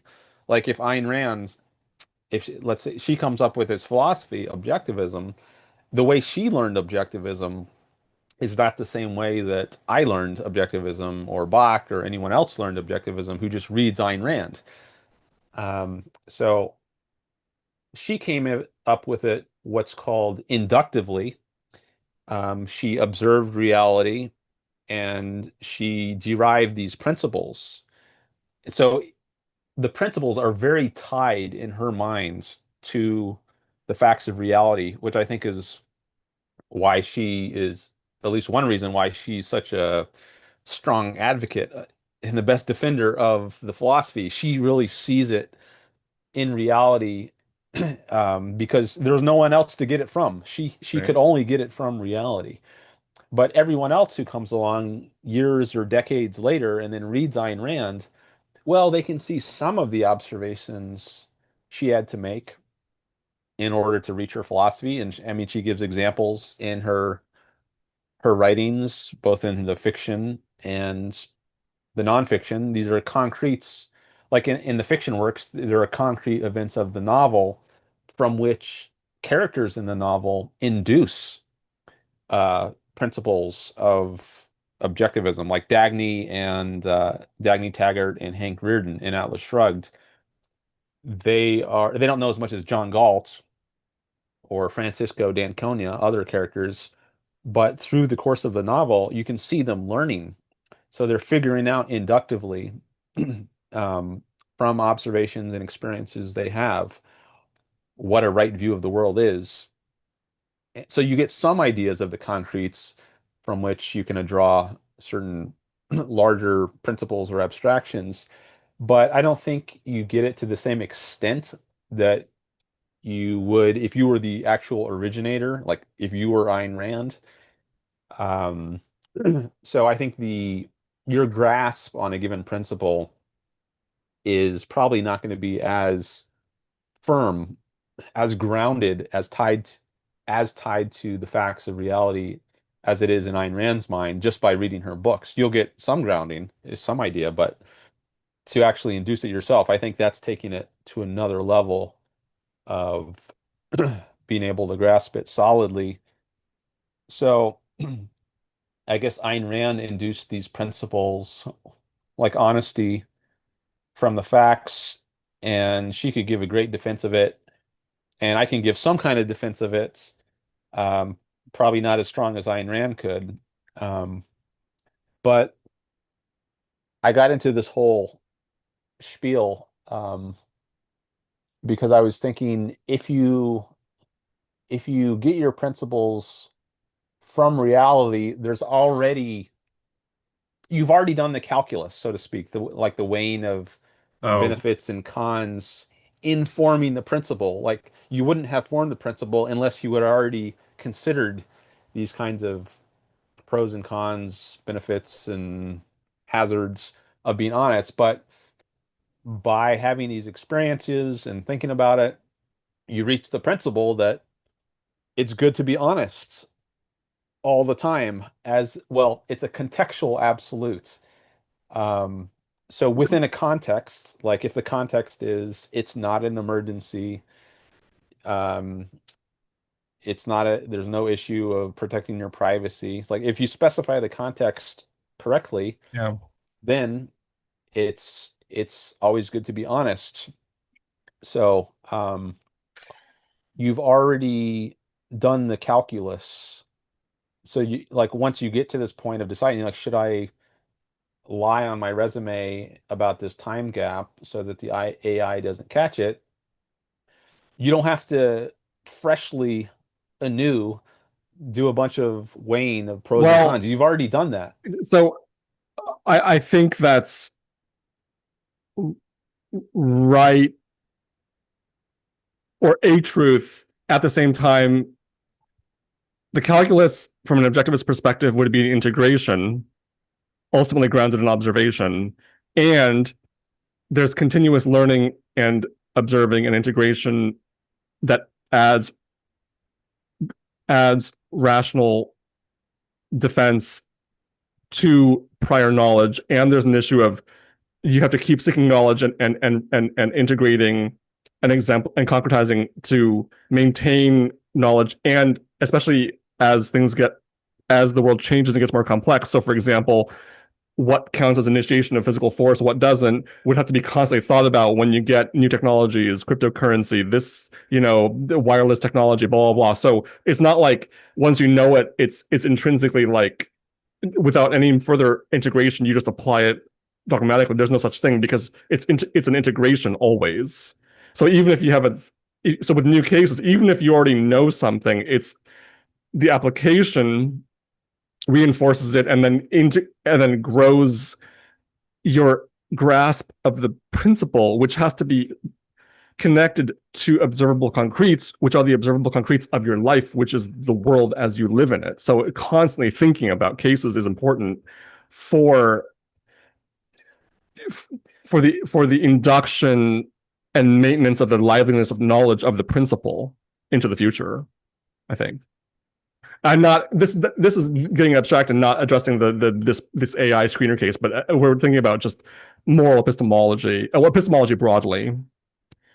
Yeah, I think that's a yeah. good point. I Yeah. like that. Yeah, Yeah. it's just to reiterate what Bach said. Yeah, it's not the case that once you've reached a principle, you no longer have to do further thinking about particular cases. There can be cases where fresh thought is required and just making sure that your principle does actually apply in this case and the way you think it applies. Um, so Yeah. yeah, you don't wait, get so like can I go ahead. want to take a break to go to the bathroom and get water. Can I just come back when Oh yeah, is that okay with your live streamers? Sure. Because I actually have I almost want to say it right now because let me just see how long it's in the moment. It's fresh in my brain. So remember, but I need to get water anyway. Whatever. See, it's impossible to make decisions. You can say it now, and then you can say it again when you come back if you want. Well, but like so, Leonard Peikoff in one of the lectures. Don't ask me which one. Um, um, oh, if you're like you're a married man, but there's some woman and you can go on a business trip with her, and Leonard is saying, don't. I may not be remembering correctly, so if you know this and I'm wrong, fine. But I'm doing my best for memory. But don't go on the trip because if you go with her, you'll sleep with her. If you go with her, you will sleep with her. You will have the affair. You won't have any choice about that. It'll just happen because the two of you are in a hotel or whatever. So, but what you do have a choice over is whether to go on the trip. So that's the volition is there, not is the volition when you're in the hotel and the moonlight is out and blah blah blah and there's mariachi. I don't know. But um, so I'm wondering then, and could an objectivist intellectual troll on and say, well, if you get that desperate, you're going to lie. So there's no volition there, just like there's no volition if you're already on the trip with the woman that you're attracted to. So the volition is do something prior where you're not in that position. So, but if you're already stipulating the position, then the lying is going to happen just as the affair is going to happen. So the question may not, is it moral to do that, may not arise or may not arise as strongly, not in a bona fide way as it would be if it were a true volition case. That's a thought I just had. Yeah. Mm. Mm. Yeah, I guess my immediate reaction is no, you still have a choice. Like just if you decide to go on the trip, that doesn't automatically mean you're gonna sleep with the person. It might increase the likelihood, but I wouldn't, it sounds too deterministic to me to say that if you've decided to go on the trip, you're necessarily gonna end up sleeping with her. I think there's more choice points in between. Okay. So you would dispute Leonard's particular example, but okay. All I right. don't know that example, but Okay, yeah, okay. You would taking it dispute as that you particular described example. it, Yeah. yeah, as you described it, it doesn't sound psychologically plausible Yeah, and to me. I was kind of half appealing to authority in my presentation, and that's right that I shouldn't be appealing to authority. I mean, well, I don't know. I don't think it was a malicious appeal. It was just like here's an objectivist intellectual who's thinking of that, and he's thought a lot. So it wasn't just a straight up naked appeal to authority, but it was a genuine. This is coming from the objectivist corpus. It's Leonard saying it, so we better think about it, right? Or there's reason to think about it. Oh yeah, sure. Yeah, right. Yeah, I didn't think you were appealing to Right. authority. I was I don't just, think it was just a thought that occurred to me that I'm trying to relate to right now. Yeah. yeah. Yeah. Um, I was just, oh, yeah, RW is here. But there are genuine situations of I can't have one potato chip. If I have one, I'll have 50. So volition loses out if you have one, but you can't control whether you even open the bag. So I think there are such cases. I mean, that's a whole what is the nature and limits of an individual's volition. But you know what? Let me just delete everything I said because I would just stipulate that the guy has volition. He can, so forget everything I just said. It's just we're stipulating he can choose to lie or not. Right. Right. Okay. Yeah. Yeah. So, yeah, that's the example in the poll that we did. We're Right. stipulating that the guy has volition to lie or not lie. Um, I thought that was a nice point though about you made about continuing to integrate. Oh, Yeah. this was the other thing I was going to add to that is you should at least be able to identify concretes or that would justify your principle. Like, so let's say you've gone through this inductive process to reach the principle of honesty, at least in a certain context, not an emergency. Um, so when a new case arises, like this resume case, should you lie in the resume, you don't have to think freshly, should I lie in this case and then weigh a bunch of pros and cons, but you should at least be able, if someone asks you, well, why in this particular case is it a bad thing to lie? You should be able to give some kind of explanation, or even if no one asks you, even in your own minds, if your principle is actually grounded, tied to the facts, you should be able to do it. Like I earlier in this conversation, I said, well, if you lie, then you're not going to be able to live openly with other people. You're going to have to hide something, and psychologically, that's probably not a good state to be in, to be deceiving people. So that would be some kind of explanation of the reason for why in this specific case there are concrete problems that arise if you're not honest. And I'm just saying now you should be able to do that even if you don't actually go ahead and do that. But I guess maybe part of the point of reaching a principle is so that you don't have to go through this every time you face a new situation because there's more that adds cognitive load you're thinking about this.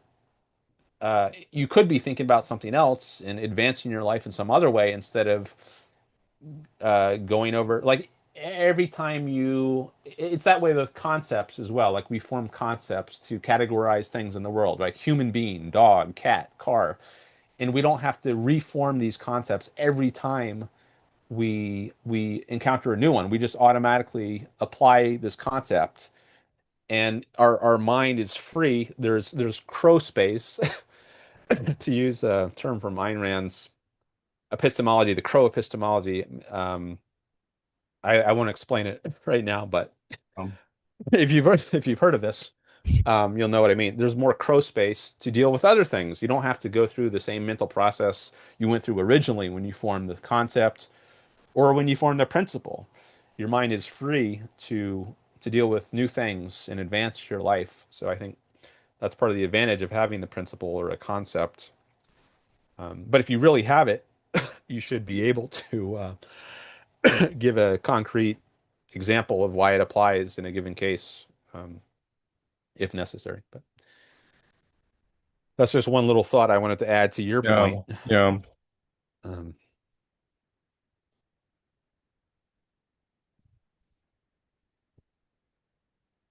I thought you wanted to get some water.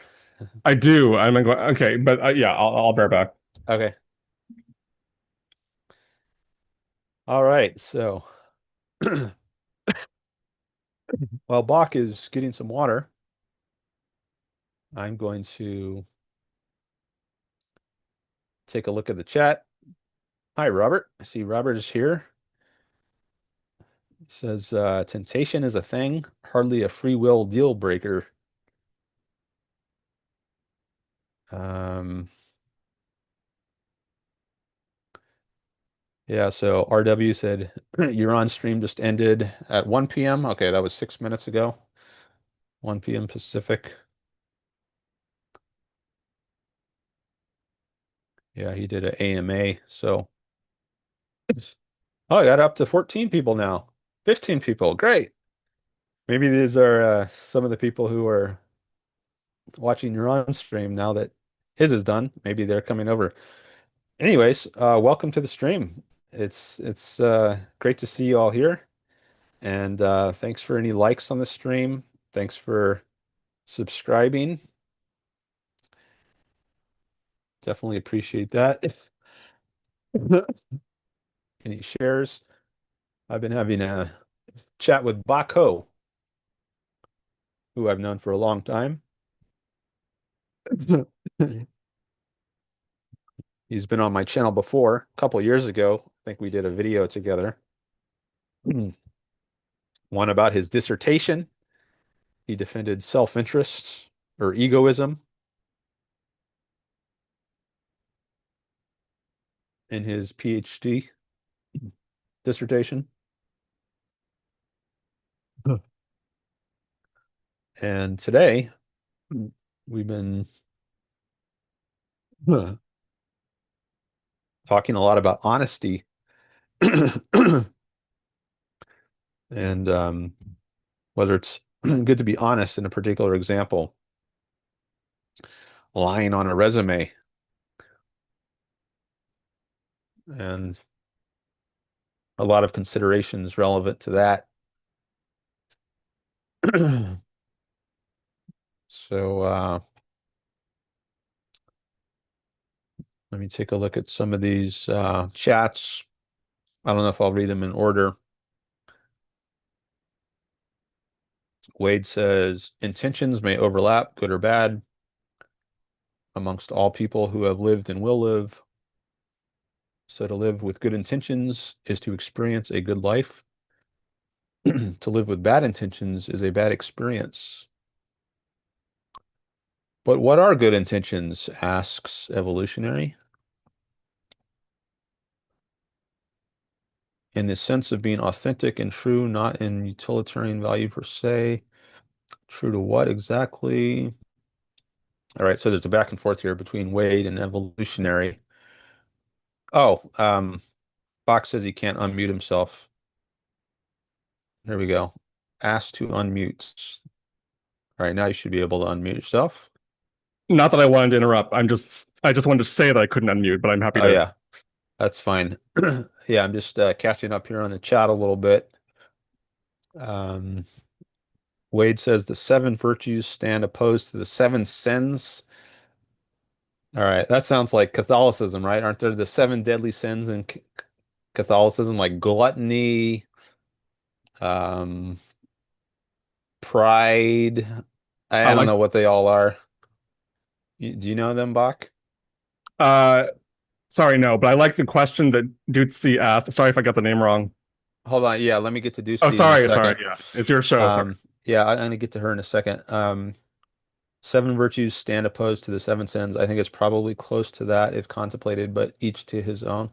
Yeah, so I did mention seven virtues Ayn Rand identifies, but there aren't seven sins that she identifies, unless you think like the negation of each of those virtues. You could say like not being honest, not being productive, not having integrity, etc. But she says the basic sin or vice, to put it in a less religious kind of term, is evasion, which is the opposite of rationality.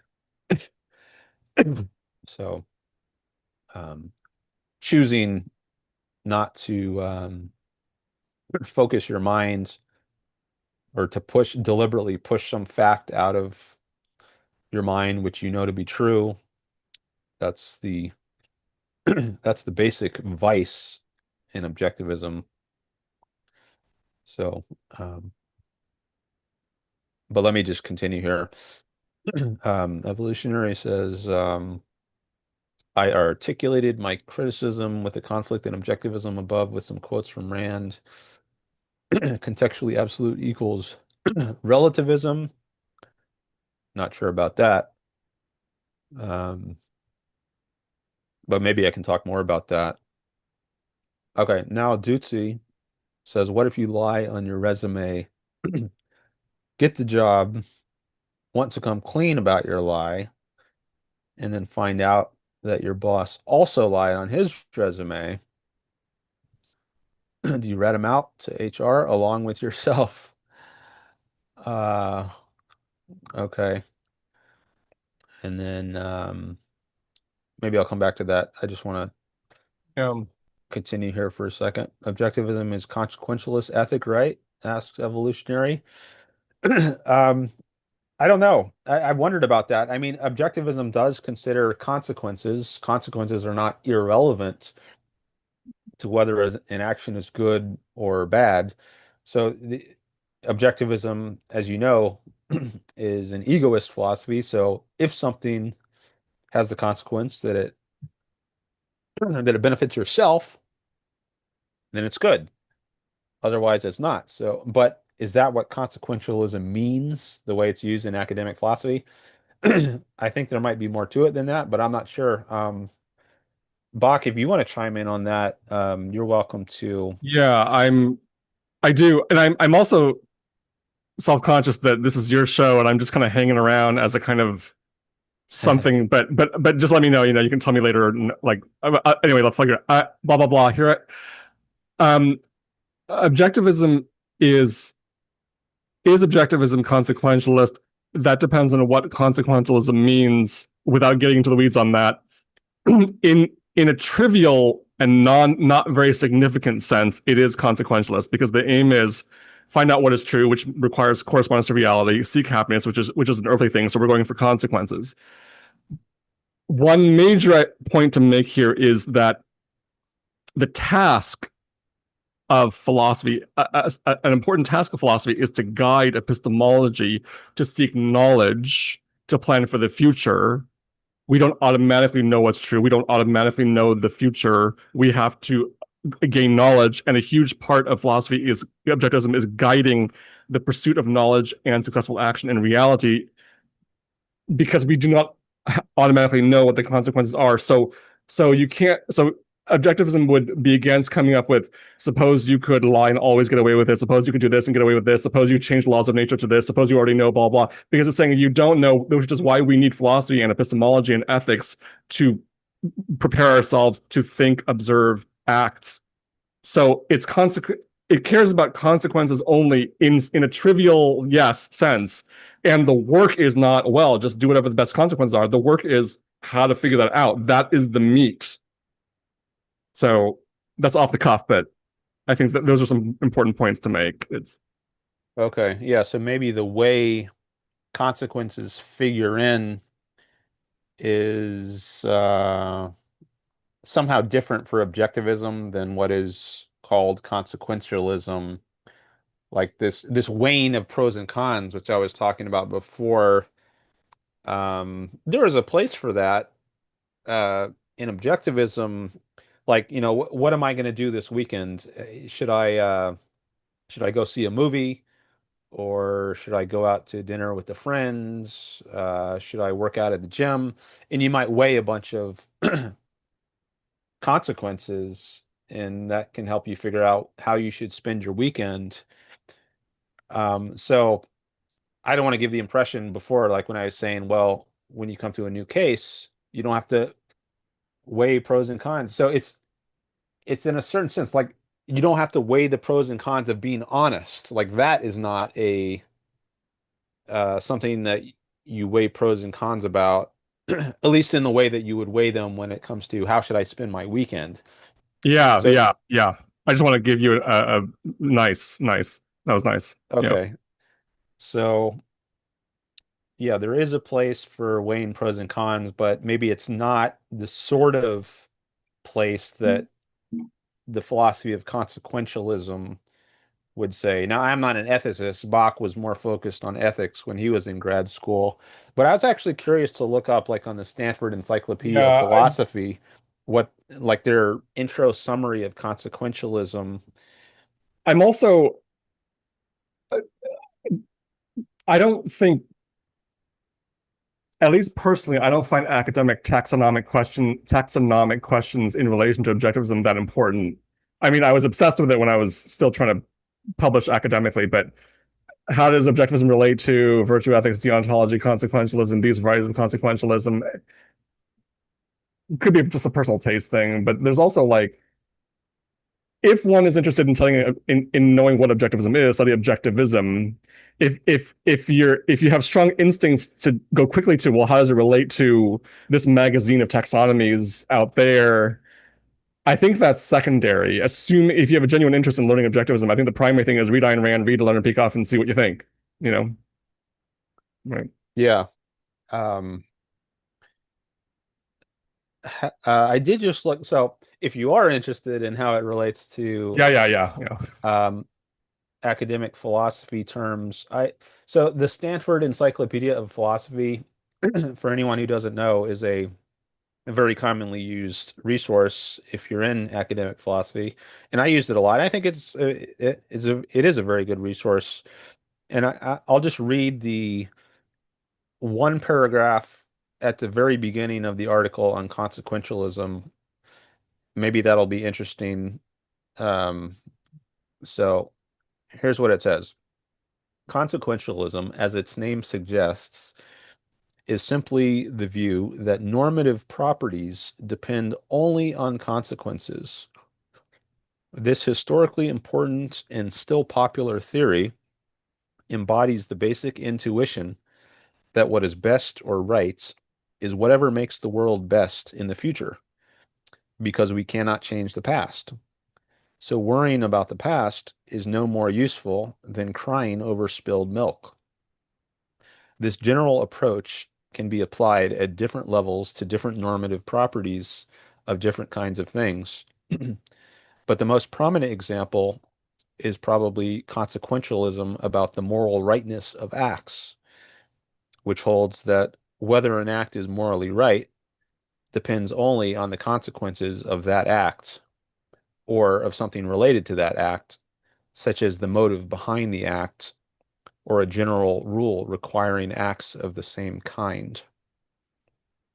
Okay, so that's the end of that intro paragraph. There's a bit there in the end, that last sentence, that relates to something else I was going to mention. So in OPAR, Objectivism, the Philosophy of Ayn Rand, by Leonard Peikoff, he makes a distinction between judging acts by motives and then by consequences. And this comes up in the law, um, and maybe in other contexts as well. But like, should you punish someone like because it has good downstream effects, or is it just because you want to right the wrong someone did, regardless of whether it has good downstream effects? So there's a term in this in legal philosophy. I'm not sure if I know the names for it, but there's Oh is yeah. it distributive justice or redistributive justice? And then there's some other kind of justice.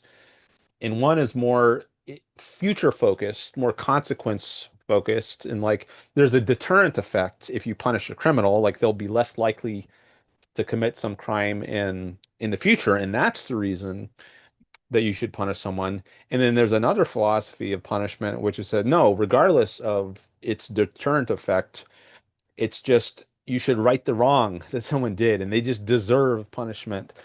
I don't know if that's more of a what's called deontological approach, but it's not future focused. And I think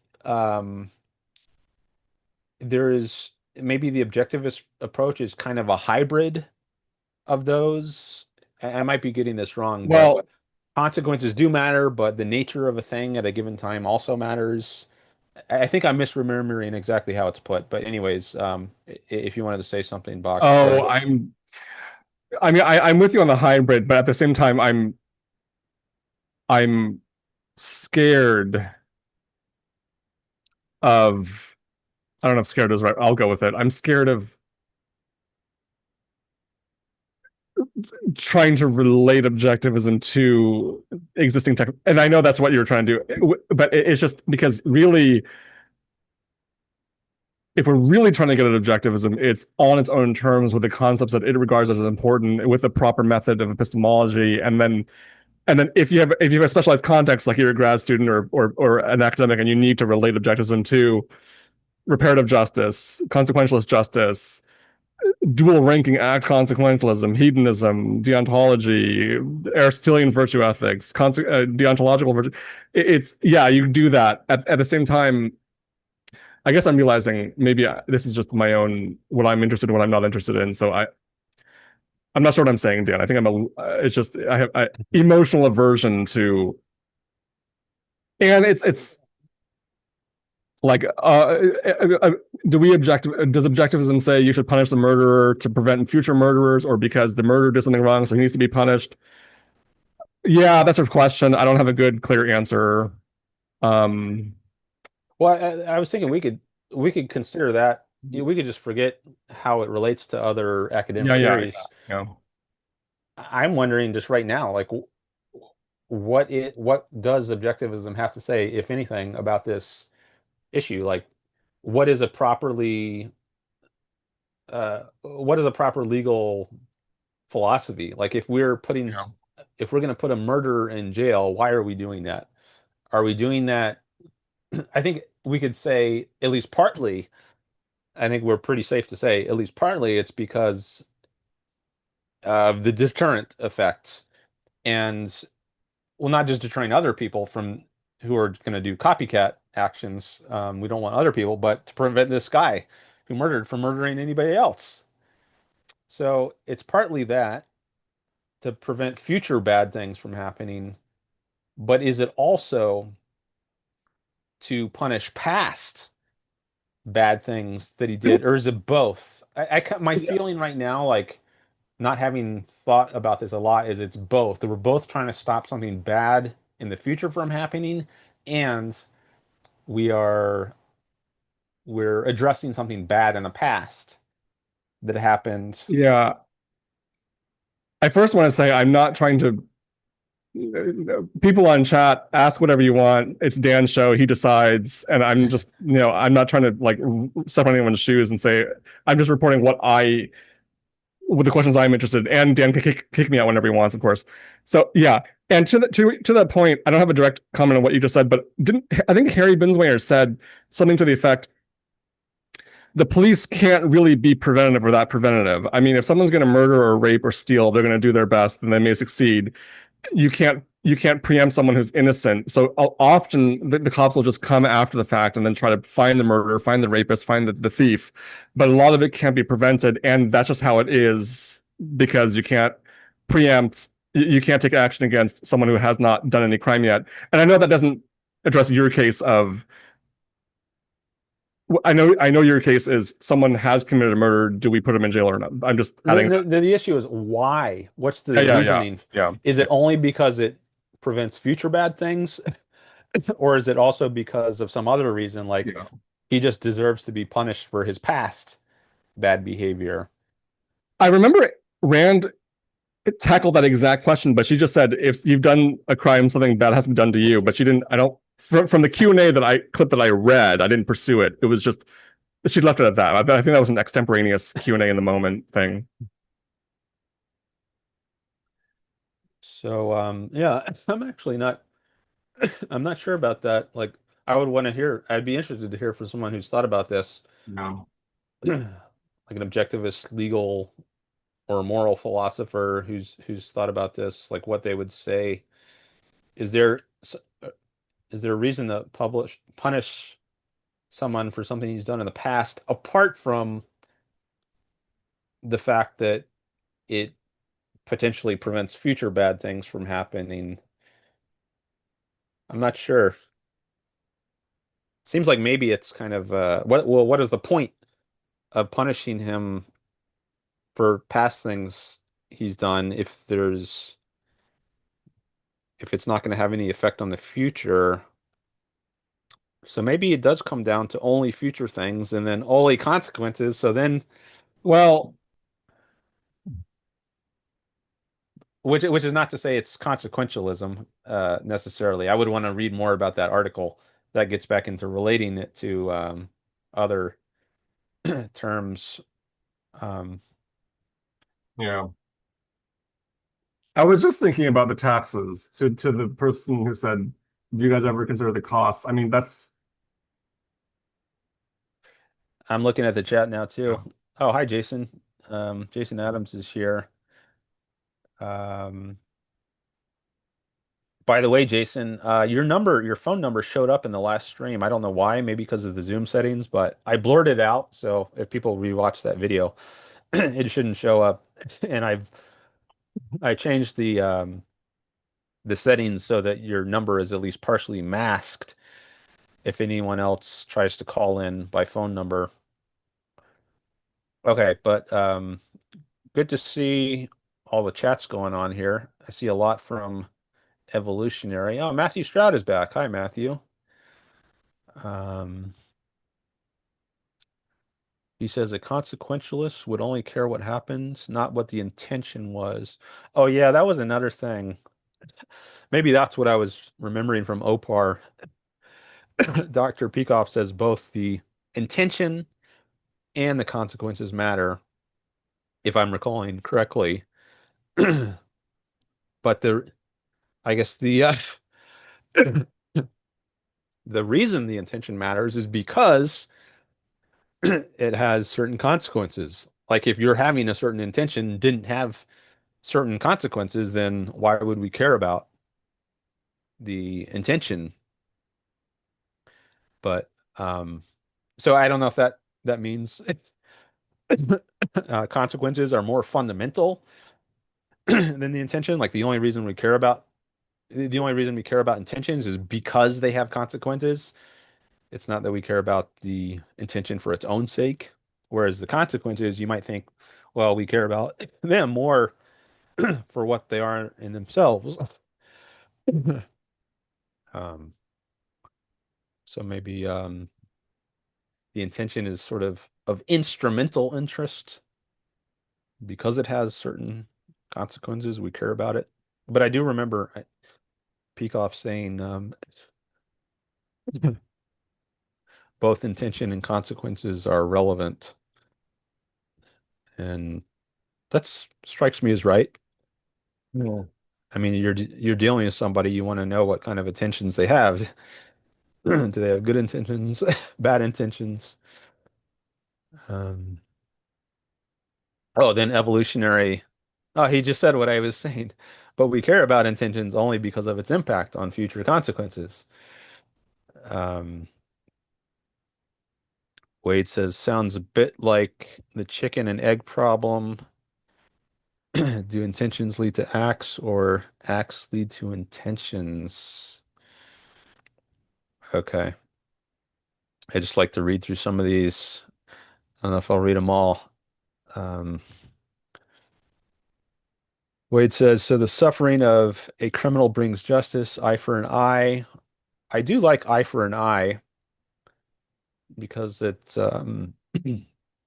has a balance sort of idea built into it. You have the same thing on both sides. It's not eye for a face, where a face includes an eye plus a nose plus ears, right? That would not be balanced punishment. But if you take an eye for an eye, then it's balanced. Um,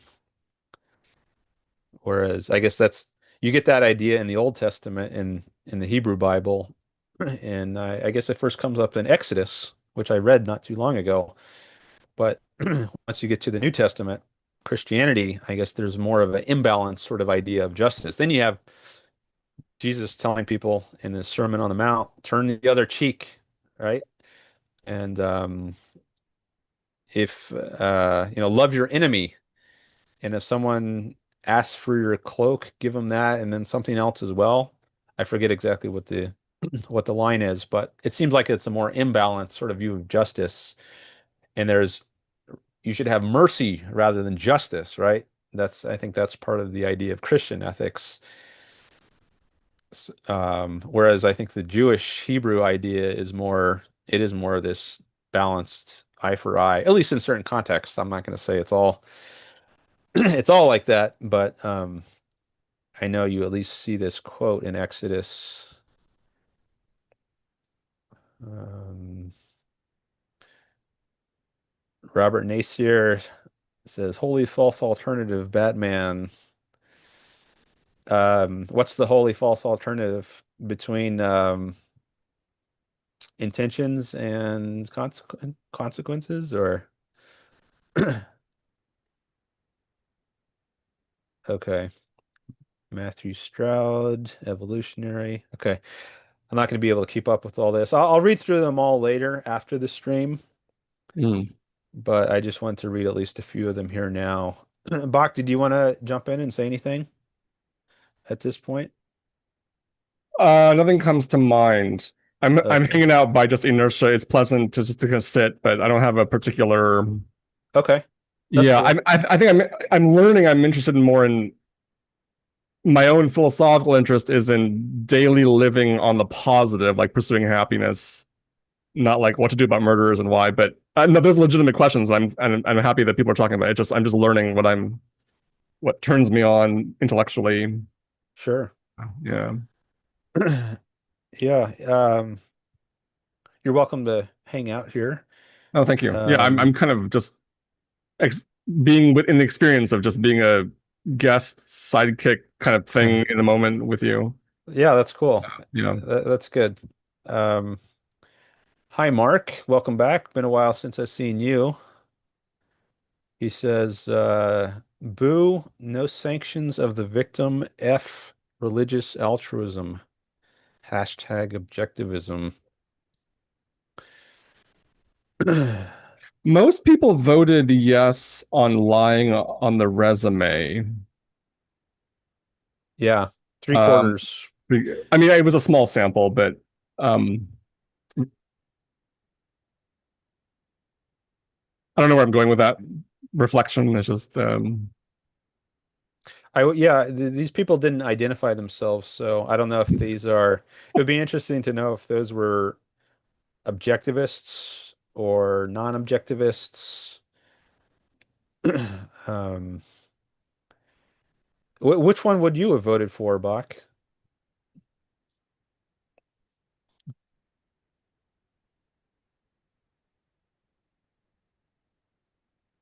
um, I don't know if I have a leaning, it would be towards no, but I also think here's another thing. I was thinking if you're going to go on a principle, if you're thinking we should be honest, and honesty requires not lying here, and that's the end of the story, then would you say, I'm trying to answer your question. I'm free associating, but then would you say that seeking knowledge and data and information in this context is irrelevant because the answers already know? And does that mean questions like, are other people lying, fudging their time gaps on their resume to get through the AI screener? Is it working for them? Is it kind of a tacitly accepted practice? If I get caught, what will be the worst case for me? So are all those questions and all the researching and anecdote collecting on that, is that just totally irrelevant because you've already inferred from the principle of honesty that you shouldn't do it? And I find that to be a little implausible. Wouldn't every fact matter? And just facts matter. The complexity of the world matters. So and I think I would be curious about that if you asked me, Bach, what do you think about lying on the resume? I mean, and then I would think, okay, well, is it done? And then if you shoot back, or someone else on the chat shoots back, well, if your friend started jumping off bridges, would you jump off a bridge? I'm saying, no, I'm not. I mean, there's try to be a little bit charitable here in what I'm saying. It's, you want to seek knowledge about the context. So if it's a thing that's happening, that may be relevant. If you're the trailblazer liar, that's could be relevant to the no side, maybe. So I don't have a yes or no. I'm which is why I came on to the Zoom, because I'm genuinely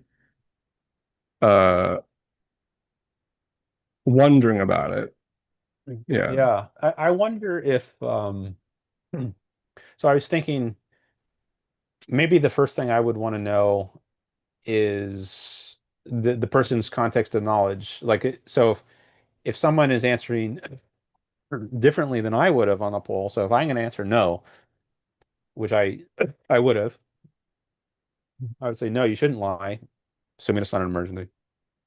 And someone else answers yes, I guess the first thing I would want to know, at least the way I'm thinking about it now, is this person an objectivist?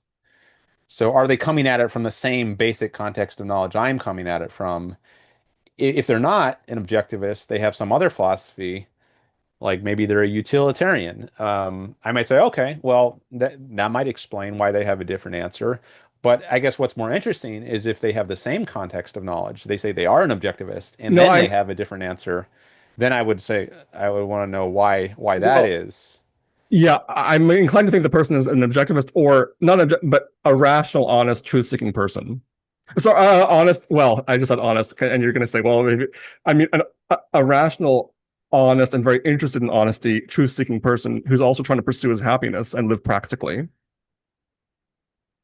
Okay. Well, if you are that, I think that's still But actually, it doesn't matter, because even if someone is a pragmatist or whatever, or has no explicit philosophy, it's just a grab bag from osmosis, wouldn't you have the same answer? It's just that he wouldn't find it convincing. But I'm not so interested in whether someone would find it convincing, although that is an interesting, that is relevant. But I'm primarily interested in what is the answer and why, whether or not that person would be convinced. Although being able to be convinced is relevant, because we're trying to talk to we're dealing with human nature, human psychology, human beings, human living on Earth. So, yeah.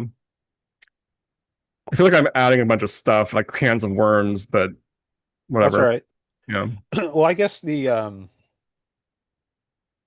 so your context is at least in one respect more interesting, because I think you and I that is more interesting than the case where someone's not an objectivist, because I could easily explain that and say, oh, well, they have a different answer than I do to the poll because they've got a different philosophy. They're a utilitarian or something. That explains it.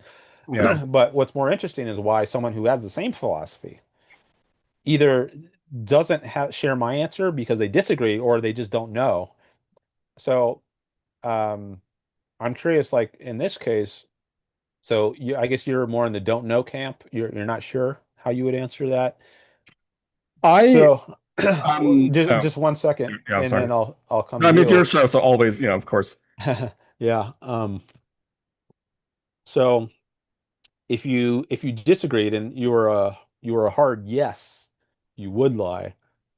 I would want to understand your reasoning, but also I would want to know even if you're not a hard yes or a hard no, you're just maybe, I don't know, which it sounds like maybe that's where you are, and you came on with this question. I wonder if that means there's something shaky in your grasp of the principle of honesty, such that when you raise this example, there's really a question here. Well, Whereas when I consider the example, I just immediately say, no, it's wrong. I don't know if that's the right interpretation, but I wonder if there's something about the way we induced this principle nice, nice, nice, nice. or learned about it from Ayn Rand, such that when we come to this example, we have a different reaction to it. That's just something I wonder about. Yeah, it's nice.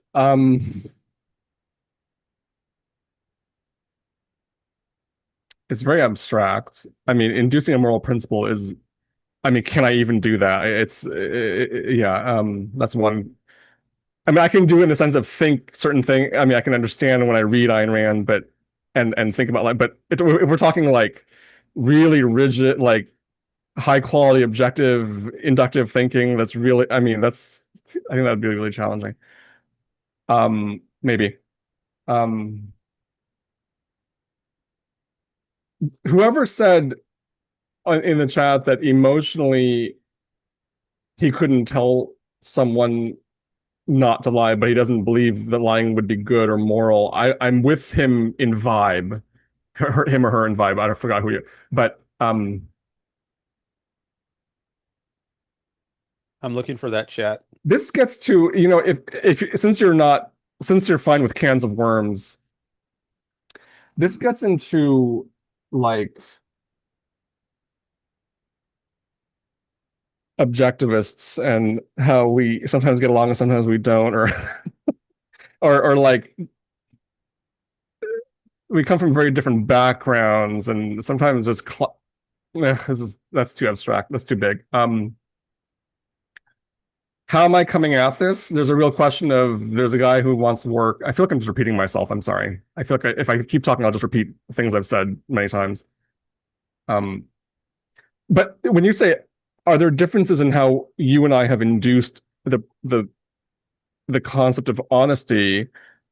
That's a gigantic bomb that a positive bomb, a good bomb, a garden, not a bomb, in the sense that, oh, have I induced honesty? Have I induced a moral principle? I studied objectivism. We both studied objectivism in depth. I consider myself an objectivist, but have I induced in some kind of full rational, fully validated sense of induced a given principle? I don't think I have done that. And if I have done that, I couldn't recreate the induction on the spot. So I'm already like, well, I'm not even at a level of have I induced it or what's my induction of it, and then do I understand your induction of it, and how do our inductions compare? It feels like that's very large. Yeah, Yeah. I don't Okay. even know. Maybe I shouldn't have used that. Maybe I should have said, like, instead of how how do our inductions of the principle of honesty differ? Maybe I should have said is how does the way that we came to accept this principle, leaving open whether it was through induction or just reading about it from Ayn Yeah. Rand or however we came to agree with honesty. Well, what is the difference in our two cases in the way Okay. you came to Yeah. agree with it and then in the way I came to agree with it, such that when we're confronted with this example, we have a different immediate reaction to it. Right. Because I don't want to claim like I've induced the principle of Right. honesty in the way that Ayn Rand has done, and I've totally got it grounded in reality. Um, but there's something about the way we hold the principle or reach the principle that differs such that we have a different Okay. reaction. So I was listening to you very in my head. It's, do I want to say stuff that opens up cans of worms that's a little bit intimate and vulnerable on my part, but I don't know if I want to be that intimate and vulnerable in live stream. But it's not that intimate and vulnerable. But the question he raises, are you and I coming from different contexts in some sense, that and does that merit being looked at, right? That's one way of describing it, right? Like, I don't know if I get you exactly, Well, but would that explain the difference yeah. So reaction? here's a question. Yeah, maybe. And okay, here's something. Dishonesty, or at least something like it, like deception or marketing or salesy stuff, is pretty common in day-to-day living. I'm not saying just because it's common it's moral. I'm laying some stuff. Like, for example, in dating, people have pictures that are much better looking than they look in person, or people lie about their height and weight, or people put on their best performance on the first date, but they're really not like that. Or there's just this, or in business, you just kind of like, I'm going to price it so that you're more likely to buy this product. Or there's just these things. I'm not ready to say it's this hardcore dishonest, but some of them are lying. If you're lying about what you look like, or your height, or your body type in dating, that's straight up lie in some sense. At the same time, emotionally, I'm somewhat adapted to it. I don't regard it as moral per se, but it's just, okay, it's a thing. So am I just living, and I don't want to start thinking hard about this or questioning.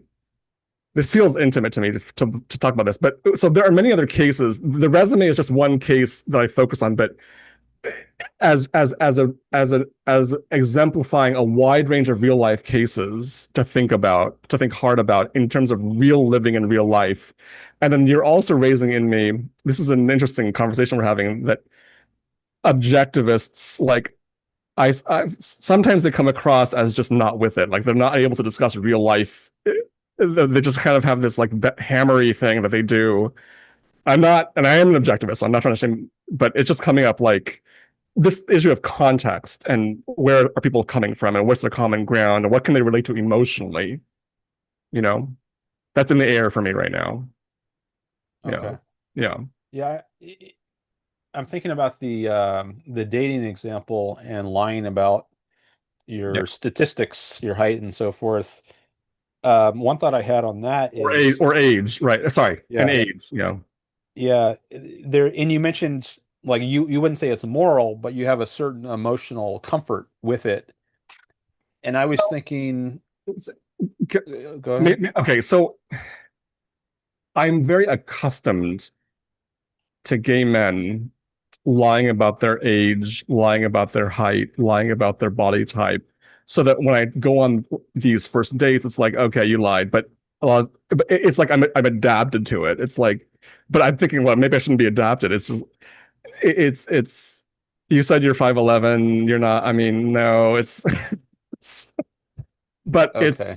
but it's this sitcom-y kind of thing. It's not like I'm in like objectivist mode and that was immoral. Well, I'm not saying it's wrong to be in that mode. It's just I'm raising questions. Yeah, yeah, Okay. I was just thinking there are different ways in which you could be adjusted or yeah. comfortable with that. And I was thinking one way is to be comfortable doing it yourself. And that I would not be, and I'm not saying you were saying this either. Yeah. That I would not be comfortable with. I wouldn't lie about my height or my age, but I might be like reconciled to the fact that other people do that. And maybe at first it's kind of jarring and it's really hard to accept. But after I see it enough, I might get to a point where I just expect it. It doesn't seem that out of the ordinary now, which is not to say I wouldn't condemn it, or maybe something less harsh than condemn. I wouldn't be Yeah. opposed to it. I think if I went on a date with someone and found out that they lied about their age or their height, that would be a flag for me, and I think I would raise the issue, at least at a certain point. Mm. Um, I would say like, didn't you say you're you're this age on your profile, and Yeah. now you're telling me you're this. What's going on there? Um, so I don't think I would be Oh, comfortable with it.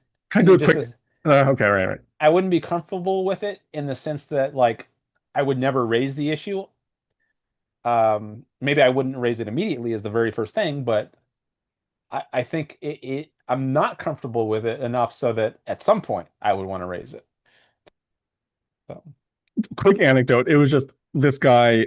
He lists a certain age on Match.com, and then in the profile text says, "Actually, I'm this age." So he's getting past the screener, right? Other people's screens, but so they have to read his profile to get his real age. That's just what I'm not. oh, I'm not adding a new philosophical thing. I'm just giving a fun anecdote. It's just so screening, right? Screening. Yeah. yeah, I've seen people do that there, or sometimes a lot of times I'll see people their profile says they're a certain age, and then they say in the text of their profile, I'm actually this Right. age, Right. Right. which might be younger or might be older. I think I've Well, I seen don't. both. Okay. Um, but Yeah. I think if and they say like and they also add like I can't change it now. So I don't know like what happened. Like maybe they thought it was maybe they lied originally and then later they decided they should come clean on their age, or maybe they thought they could more likely get into the certain age that they're looking for if they Right. No, put I get right. So yes. so I mean I would say it's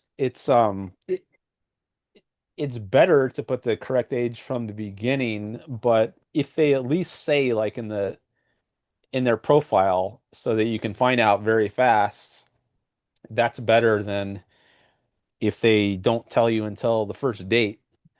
Um, because then they're wasting more of your time if you go to all the trouble of texting back and forth with them, getting to know on them, going on a date, Right. and then they tell you. I think there's some things at least that it's better to tell someone up front. Um, so I think these basic facts about like your age or your height, I guess those are some things you should not lie about Hmm. from the beginning. Um, Hmm. In, I mean, this is raised in a lot of different cases. Like, it may be meandering, and but in the therapy and coaching world, it's like I've asked other therapists, like, if you have a client who's ugly and they ask you, "Do you think I'm ugly?" Would you tell them the truth? And they all say no. mm. So there's a question of how much dishonesty is out there that one just has to live with and get adapted to in some sense, while not, and while at the same time not just jumping to, well, that must be fine because everyone's doing it, right? That's obviously a bad argument. Um, I'm petering out. I don't have an end to Yeah, that. I think Uh, just on that case, yeah. just to give you my reaction, yeah, I would disagree with those therapists. No. And I was thinking that could just, I mean, people are influenced by philosophy, so whether they want to be or not, and there's a lot of non-objectivist philosophy out there in the culture influencing people, and including therapists and people who are supposed to help you do better. So I think I guess that's one of the it's kind of interesting that there are people who are supposed their profession is to help you do better in life, but given their philosophy, or at least certain aspects of it, they can't help you and they might make you worse. They give you bad advice, like tell white lies. Yes. Yeah. So there's so going to a therapist is not a guarantee by any means that you're going to get good advice. And I think you've got to, the philosophy that a therapist holds is one thing to consider. So, like if you're an objectivist, you might want to find it if you feel like you need a therapist, you might want to find a therapist who is influenced by objectivism. So at least, you'll think you'll Right. have confidence that they're going to give you good guidance from a philosophical point of view. Um, but then, of course, there's other levels of guidance beyond just having a good philosophy, which goes into having a healthy psychology. So I think maybe a way I could put it is objectivism is not a sufficient condition for a therapist giving you good guidance, but it's a necessary condition. But even that, I think that maybe that's putting it a little too strong. Like I think you could get good guidance from a non-objectivist therapist, I want but to. I guess it wouldn't be like there are risks you face which you wouldn't face Yeah. from an objectivist therapist. Like it's a little more risky because there are certain areas, even if they have some good ideas, there are certain areas which a non-objectivist therapist or coach might give you bad advice on. So I guess if you want to have uh, total non-risk, uh, at least on, I'm not sure what I don't have an eloquent way to put this, but I'm trying to refine my previous statement. Like it's a necessary condition to have an objectivist therapist if you want a riskless uh recommendations, but it's not a Well, I sufficient mean, or yeah, but that raises what exactly do you mean by an objectivist? Because and that's well, yeah, yeah, there's yeah. that. But may I just kind of quickly, and you can get back to that, but I want to know what RW's answer. So he says, in your therapy example, you should tell your client that that's not an appropriate question for you to answer. Why not? I mean, your client, why why is it inappropriate for your client to ask you if you think she's ugly? Yeah. Do you think I'm ugly? Do you think I'm fat?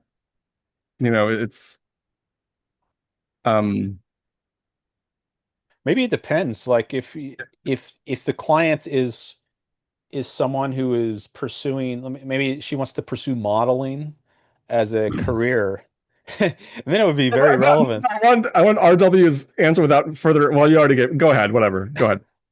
But if the clients if they don't have aspirations to be a model or an actor or something like that, then I think it could be a reasonable response on the therapist's part to say, well, why are you asking me this? Um, why is it relevant I for me want to to give test. you my opinion about this? I'm trying to test your honesty. Aren't there other ways you could test my No, that's the only way. That's the only. I only have one question. Well, then the next question is it moral for me to lie on my resume? But let me just. This was yes. Yeah, maybe. Yeah, yeah, I can see like that could be a way to build trust, I guess, with your therapist if you think it's very straightforward that yes, I am ugly or yes, I am fat. And if a therapist can't give me a simple, quick Yeah. Right. affirmation, Right. then can I really trust this therapist? Okay, yeah, I can see how that might be a reasonable thing to do, question to ask. And you can even be open about it. Although I don't know if that would that somehow undermine the experiment if you said, I'm asking this to find out if you're Right. Right. Right. honest, and then is that going to bias their answer? I don't know. Um, RM has answers, which I understand. Yeah. RW. Sorry. RW. RW. By the way, I'm curious what RW is. Are those your initials? If you want to say, of course, you don't have to say, but I like to know what's behind people's screen names sometimes.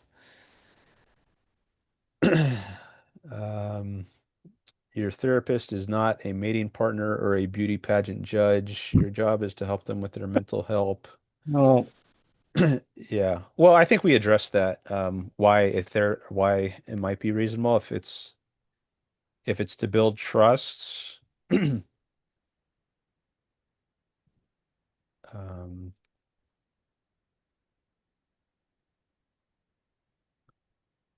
therapist, what stock should I buy? It's just not their job. Well, what about what Bach said? what RW about like, you know, what did I say? about Testing honesty, but also just um like, well, RW says, well, it's not the therapist's job to therapist not a beauty that's beauty pageant con is just such a rarefied go-to. It's um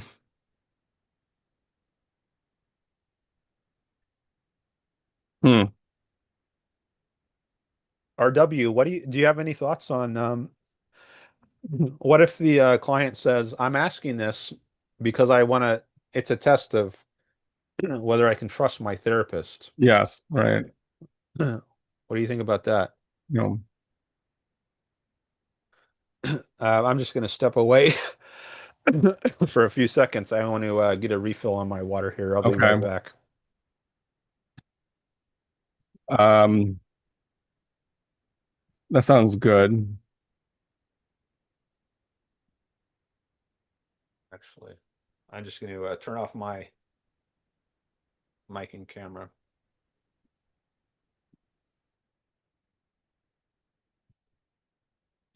Interesting experience being here. Okay, I haven't studied therapy, so I don't know what they should say in reply to the client. Well,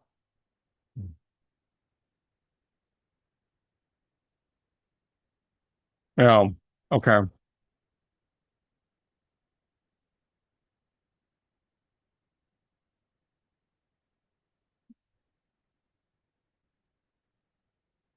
You're on a first date with a woman and she asks you if you think she's ugly and you do, what should you say, RW?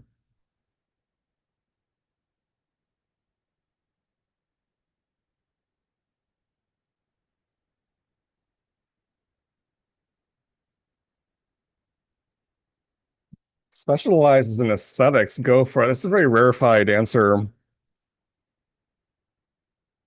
I feel at sea without Dan. He's supposed to take all this.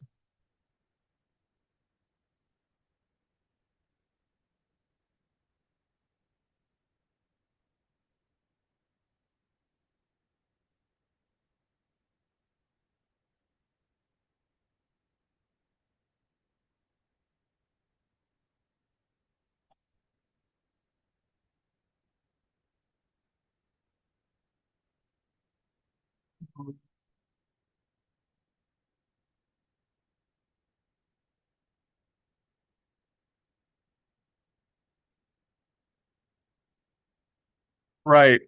Yeah, do what works.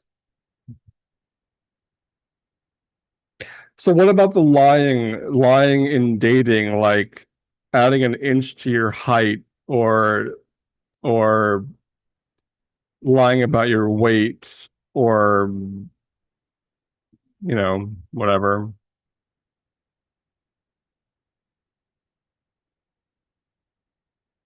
Yes, blind date.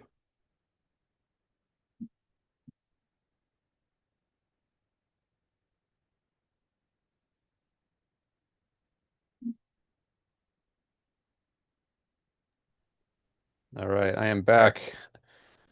I don't know if you were engaging with chat, but Yes, you could have. I got everyone's social security number. Um, good stuff. Yeah. Because you know how we objectivists like Social Security. Ayn Rand took Social Security. Oh my God. Um, yeah, I'm glad if you were engaging with chat. I maybe I should have mentioned that before I left. You were welcome to. I asked like I asked RW, I forgot if you were here, but he's on a date with a woman and she asks him if he thinks she's ugly, and she is. Oh, okay. And he has he answered that yet? I not. Not yet. Oh, I see. He says, oh, why is my something along the lines of what you said, Dan? Try to understand why they're asking this. Yeah, so suppose the therapist says, "Why are you asking me for my opinion on whether you're ugly?" And then the person says, to test whether you're honest, whether you give me an honest answer, so I know if you're a trustworthy therapist. So if that's what the client answers, should the therapist then answer the question as to whether the client is ugly?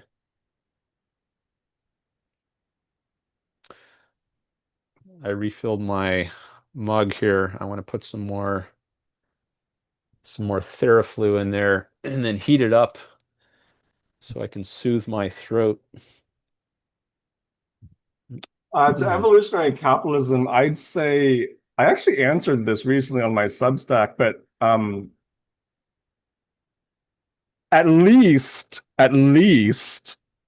that sacrifice would be much more selfish than sacrificing yourself to save a stranger's kid or the kid of someone who wants to kill you and letting your child die. So if you have that anchor point, it's 1,000 million times more selfish than that. So that's one point. Another is, I mean, Well, hold on. Can oh, you just read out what he says so the audience can hear in case they're not following the chat? okay. Just Evolutionary, the other way. Evolutionary capitalism. I have to stare because my vision's getting worse. I don't want to confront the fact that I should wear glasses. How do you reconcile criticizing altruism, but then say it's okay to sacrifice yourself for your kids? So the first thing I said is if you compare it to sacrificing yourself to your enemy and letting your kids whom you love and want to be happy die, that's infinitely more selfish. So there's already a huge selfish weight here. And then on top of that, you're you're sacrificing yourself for someone who's really important to your happiness as opposed to someone who's not. And you could somewhat think about this case in relation to committing suicide because you're terminally ill and don't want to suffer. So it's similar, like you're trying to promote your happiness even though you are destroying yourself. Yeah. well, another point is it's not a sacrifice necessarily. Yeah, yeah. Well, sacrifice is just in the literal bare sense of destroying your life, but yeah, not a sacrifice in the sense of trading a higher value for a lower value Yeah, if or not. how do you reconcile criticizing altruism, but then say it's okay to sacrifice yourself for your kids? So that's evolutionaries chat at 2:05 p.m. Pacific. I think we talked about this evolutionary either in the last stream you were here or the one before that. Um, it could be in your interests to give up your life to save your kid's life because your life could be so miserable without your kids that it's not worth living. So like if your kid is drowning in a pond and or in a river and then you jump in to and swim out there and risk your own life to save your kid, um well, you're doing something self-interested. So if you think of self-interest as being opposite from self-sacrifice, then you're not sacrificing yourself because it's in your interest to live with your kids and not to live. It's not in your interest to live without your kids. You'll just be so unhappy and miserable. At least maybe you will be if you judge it to be the case, um, that you'll just be unhappy and miserable without them. And knowing that you didn't even try to save them, then you might think that's not a life worth living. But there's another point on sacrifice that I wanted to bring up. which I've thought about in connection with my recent reading of the Bible. So there's all these sacrifices in the Bible, right? They sacrifice goats and sheep and other animals. And is that a is that a self-interested thing to do? Should they be called sacrifices? Like if the idea of sacrificing this goat is to get on God's good side, and you think that you'll be better off if you kill this goat, um, then is it really a sacrifice by Ayn Rand's definition of giving up a value for a lesser value or a non-value? I think that's how she defines a sacrifice. But you might think, well, no, I'm getting a greater value. I'm getting on God's good side, so he's not going to hit me with a plague or leprosy or put some kind of curse on me. Um, it's actually in my self-interest to kill this goat. So then should we say it's not really a sacrifice? And now I can think of a back and forth discussion that proceeds from there, but maybe I'll stop at that R RW initial point. supports lying. That surprises me, even though I don't know, and I don't know anything about you. I hardly know anything, but he supports lying Oh yeah? Where's that? because you're not gaining a value by lying to her about how she's not ugly. Okay. Do you have timestamps turned on so you can say like what time he put that chat? Well,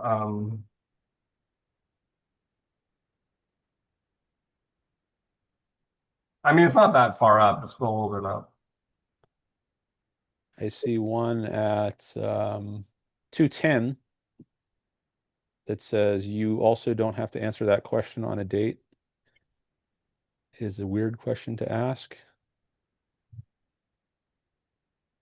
Whether or not there is a second date answers that ugly question without asking. Um,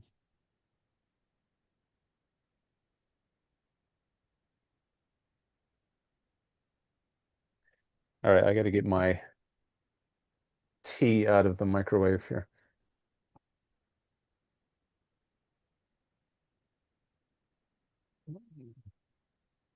Oh, you said yes to lie on the resume?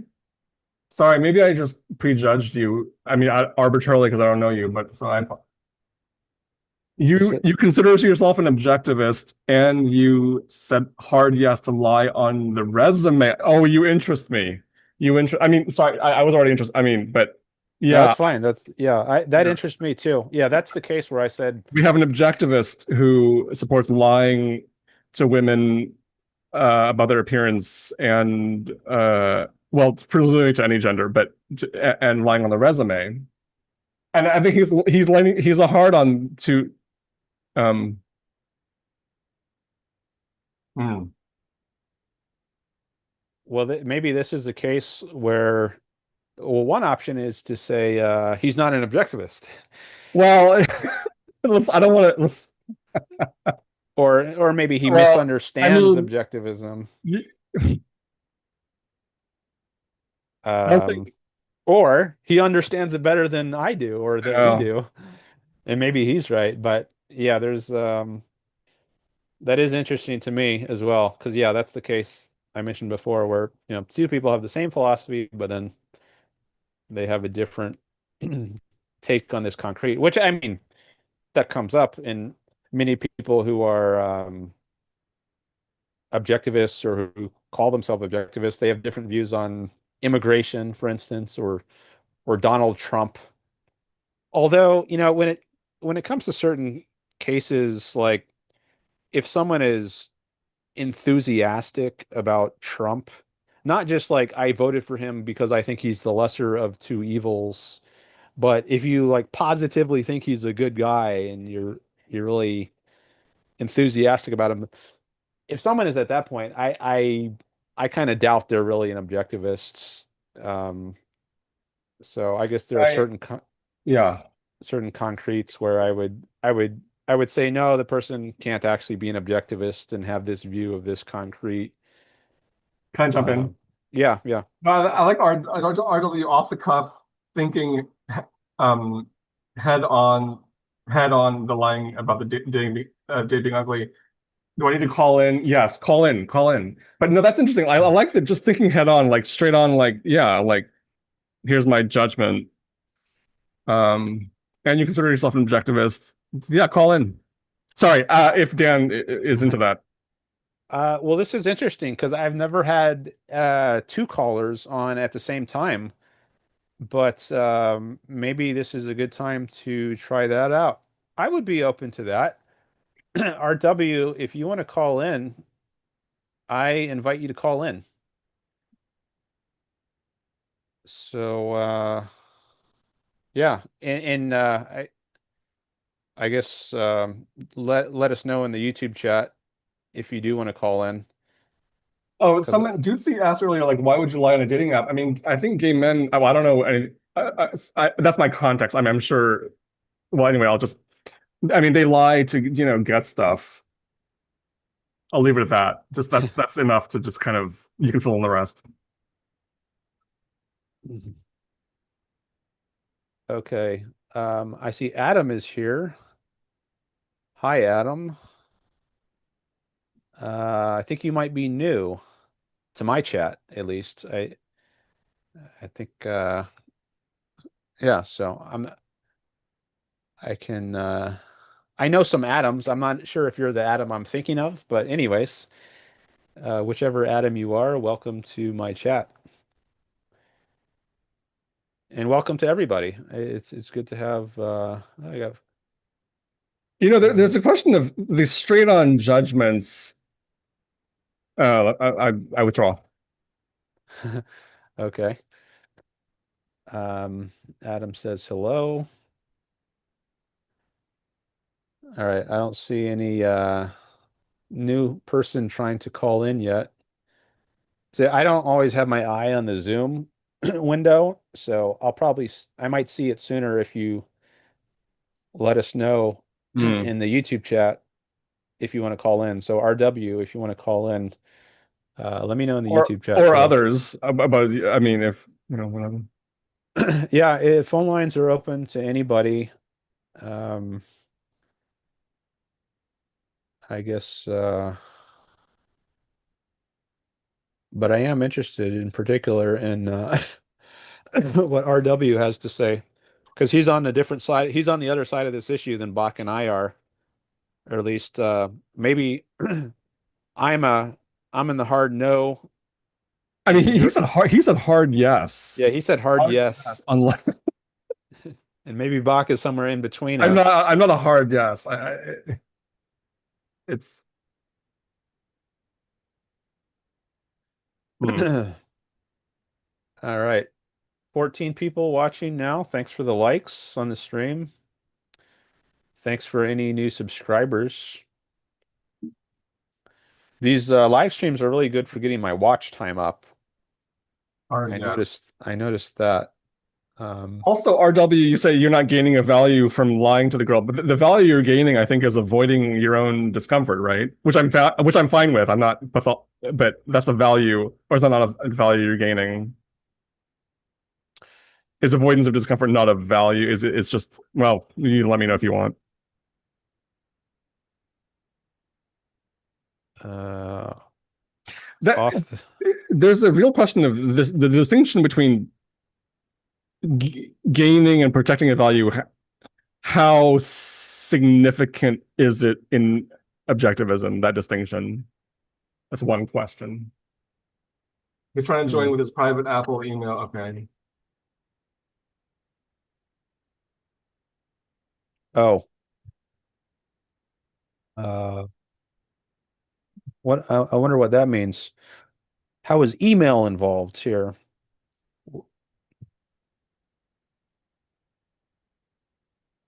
Um, we just got a phone line here. Well, you've got a Zoom line, and you can either click on the Zoom link or you can dial a phone number.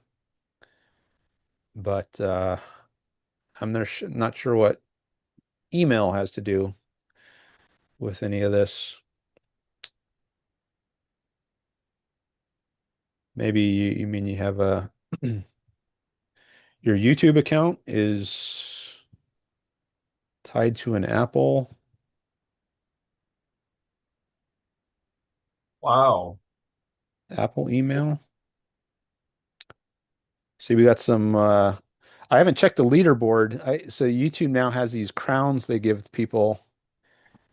So it looks like, oh, yeah, if you click in the top right in the chat, it shows the top fans. I guess these are people who engage the most. Evolutionary Capitalist currently is ranked as number 1 with 225 experience points. Ducey is number 2 with 175 experience points. And Wade is number 3 with 150 experience points. Oh, but he's also tied with RW. Um, but it doesn't give RW a crown. I guess it only has 3 crowns to give out. RW is number 4, Matthew Stroud 5, AB. Oh, I see. They give a different handle in the leaderboard, so it doesn't show up as Adam. It shows up as AB Schmidt. So actually, that's not the Adam I was thinking of. It's a different Adam. Then we got Jason Adams, Cleric, Robert, Dr. Bach Ho. I like numbers, and Mark Thomas. Oh, okay. Hi, I like numbers. I must have missed your chat because I haven't seen you in the chat, but it shows you here on the in the list of top fans. As I said, I'll look through the chat later, read through all the ones I missed. Does it show in the Zoom and waiting to join? Oh, someone is waiting to join. All right, so I guess that's RW. Let me make sure my host tools are correct. All right, I'm going to uncheck start video. Hopefully that doesn't make Bach's video disappear, but if it does, then we can try to get Bach's video back. But since we have a new person calling in, I'm just going to uncheck that for now. And then hit admit.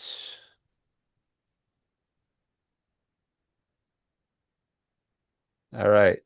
And now it shows a Zoom user.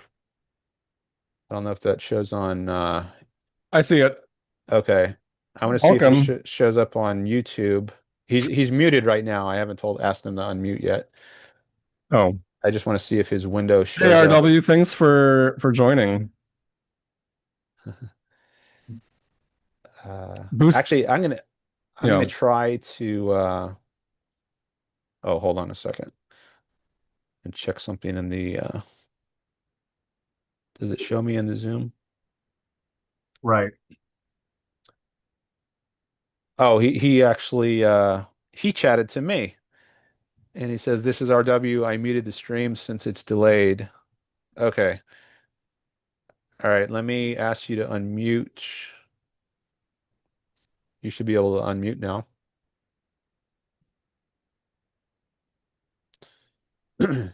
Hello. Hello, can you hear me? Yes. Yes, we can hear you. Welcome to the stream. Thanks. Hey, I was half kind of listening there. I'm doing some painting on my house, so I was kind of focused on that. But Mm. Okay. yeah, I don't have too much time because I got to go out to eat here soon. But yeah, happy to talk about my opinion being a hard objectivist and a hard yes on lying on your resume. All I will. right. Yeah. Let's talk about that some. So, just to set this up for anyone who is joining late and hasn't been following the discussion, Bach, who you can see on screen, he came on a while ago and he raised this question as to whether it would be moral to lie on your resume about whether there's been a gap in your experience. Like, have you taken off a few months? because maybe the chances of you being hired for some job are less if there is a gap in your resume, and you might try to cover that up by pretending there's not. And we imagined, or someone from the chat, Dutzy, mentioned a possible case is that there's AI screening out automatically resumes that have gaps in them. And so then I put this question in the chat as a poll. I asked people, would it be is it moral to lie on your resume about a gap in order to get past the AI screener or the screening algorithm? And my reaction to that was no. And Bach seemed a bit on the fence, but RW here is a hard yes. It would be moral to lie, and I'm interested to see why. And I guess he gave some arguments in the chat, maybe, but maybe he could repeat them now and refresh all our minds because I don't remember the whole conversation how it went. By the way, I don't think you appear on this stream of YouTube. I can see you in the Zoom window, but if I look on YouTube, I think it just shows Bach and I, but people should at least be able to hear you. I guess people can confirm that in the chat. But since you're just on audio right now, I think people will just hear you. So I don't know the best way to go about this. Do you want to explain? How about that? Can you say something to elaborate or explain your answer as to why you think it would be moral? And this, we're assuming we're all coming from the framework of objectivism here, so we don't have that as a difference that might explain it. So why do you think it would be moral to lie on your resume? Oh, I have to ask you to unmute. Um, okay, I'm not sure why you got remuted, but let me ask you to unmute again. Hey, sorry about that. I was, like I said, I'm doing this with painting, so I didn't want the background noise to be picked up. So I muted myself. I didn't know I Oh, okay. couldn't unmute again. I didn't hear Okay. any background noise, but so if don't, I guess I'll let you know if I do hear. Otherwise, I guess it's okay if you just leave it unmuted. Okay, so maybe it was silly for me to join this Zoom because I joined after you were on Brooks' live stream, and all I heard you guys talk about was, is it okay to lie in your resume? I didn't hear the gap part. Oh, dang, So, that's hardcore. So this is sorry.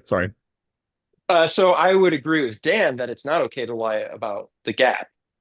Uh, but I did think there are instances where it would be okay to lie, such as living in this mixed economy where the government's so heavily involved in education and some jobs require you to have a bachelor's degree on the listing, even though you might have all the skills required for the job, you're rational and you don't want to go and spend money on an overpriced degree, which a lot of times is useless and extremely outdated in certain fields of study. So I think in that instance, it'd be okay to lie and morally just fine. But lying about a gap, I don't think anyone forced you to have a gap in your resume, and it's not due to being in some kind of mixed economy or some weird, immoral system. I think it's legitimate for a employer to discriminate based on a gap in your history. So I wouldn't lie about that. Wow, I did not expect that. Um, because of the mixed economy, it's moral to lie about having a degree because it's a mixed economy, right? Correct. Well, not only just a mixed economy, but it's heavily mixed in the education system. Yeah. So if it were laissez-faire, you'd be a hard no on lying. About a degree or pretty much anything on your resume. Yeah. Okay. Wow. Okay. All right. I have a different immediate reaction to that. Like, I don't think that just because we're in a mixed economy, it's okay to lie on a resume about like whether you have a degree. Like, say the company requires that you have a degree, a bachelor's degree, to hire you, and it doesn't strike me that because we live in a mixed economy, that would be something that's okay to lie about. Um, can you say any more to justify that or elaborate? Because I mean, is it just like deuces wild, anything goes because if you're in a mixed economy? Um, And it's heavily involved, he said, in educate. Sorry, go ahead. I won't speak. Um, yeah, I think that if you're in a system that is robbing you of your potential of a good life, and there's a simple lie where you're not, you know, I don't know, truly hurting anybody, right? Then I think that's okay to lie. okay, so you're not, you stipulate that you're not hurting anyone. Um, I wonder about that. Like, how would you know? Like maybe this, Maybe another example would be, I mean, obviously this one's more severe, but say that your friend, they're a really, or your neighbor, they're a really good friend of yours, and they have a relative who lives with them that's an illegal immigrant, and ICE comes to your door and knocks and says, "We're looking for this person." I think it's okay to lie about that.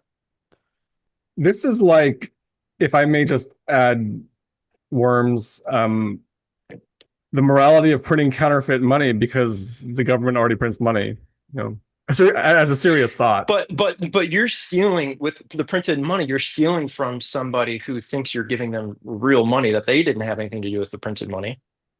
Now, if you're giving that money to pay your taxes, that's another thing. Okay. Oh, okay.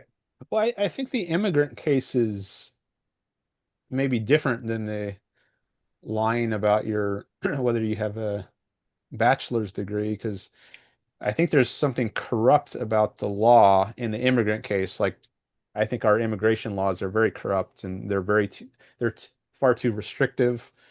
They make it hard or even impossible in many cases for people to legally immigrate. So I think it's a violation of their rights.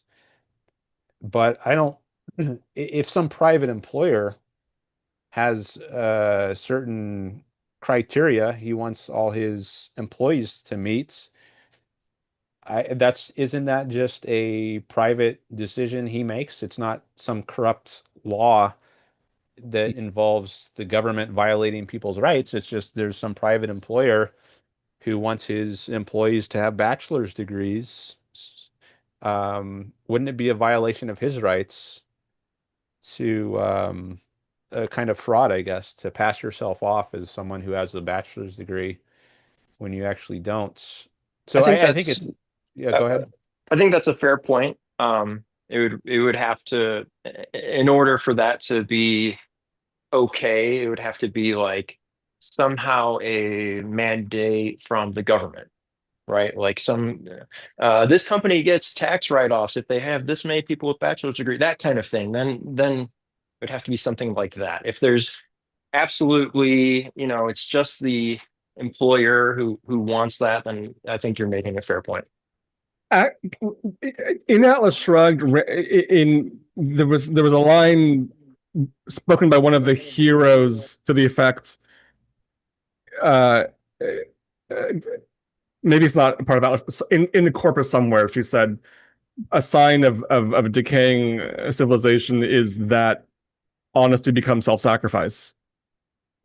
I don't have the exact quote, but that was the material, that was the essence, if I remember correctly. Mm, That's interesting. yeah. RW, you've um hmm, I interesting. think that might be in the connection with like Reardon doing some kind of white blackmail. Maybe that's the Maybe. chapter. Like Reardon is doing things under the table that shouldn't have to be concealed. Um, and maybe that's the context where she says like when honest trade becomes So, like something you have well, to cover up, then you know your civilization is decaying. Or I'm sure I'm yeah, butchering the yeah. But RW is a hard no on lying about the time gap, so he's on your side there. Presumably for objectivist reasons, for standard objectivist points in favor of honesty. Yeah. Oh, did he leave? Yeah, he You had to said he had. drop. Oh, okay. Oh, yeah. I just saw his chat there.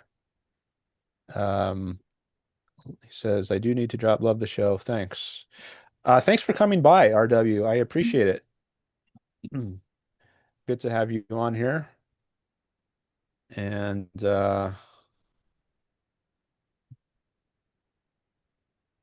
if anyone else wants to call in, you're welcome to. I don't have a hard stop time here. Um, I'm not sure how long I'm going to go today. I still have a good size audience compared to what I'm accustomed to. So I guess that gives me some incentive to keep going. And it's good to have Bach here. Oh, it's enjoyable. Yeah. It's Right. I like Uh, the you someone's like? gonna okay. Jason's gonna call in with a no lie position. I'll call with a no lie position. What does that mean? I think he's gonna want to call in on Zoom, right, Jason? Yeah, I just wonder what he means by a no lie position. No lie on the resume. So he's going to agree with us? Is that, or agree with me at least? I think so, yeah. Okay. Um, okay. Yeah, Jason, you can call in. I think I want to take a few minutes break here. Um, Bach, you're welcome to stay if you'd like, and you can talk with chat if you like, but I just want to take a few minutes But break. are you gonna admit him so I can I have a and I I think I want to wait to come back to take his call. oh Or, actually, let him in. no, that's fine. Jason's been on here before. Open borders, open borders. Yeah, I'm okay with Jason coming on here, and you can chat with him while Um, I'm taking a little break. if he's Okay. willing, if he's willing. Yeah, Jason, hopefully you heard what I said before about your phone number. It got blurred, but it appeared in the last stream, but I blurred it out and I set it up now so that it should be masked, at least partly, so that not everybody sees it. Or you could just call in on the Zoom link and then like Bach did, and then Zoom. there's not going to be a number at, Zoom. at all.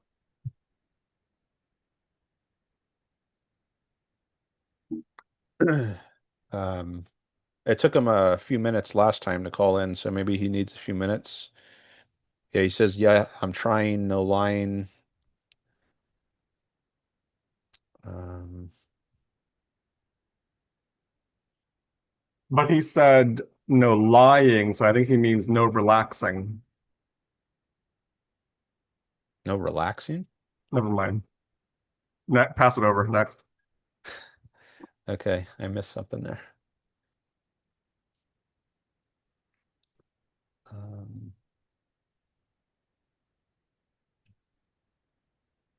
well, I'm glad we got into a in-depth discussion here of honesty and lying today. I like getting into these Yeah. deeply into these issues, nitty-gritty issues. Um, actual real life issues, which objectivists might have different takes on.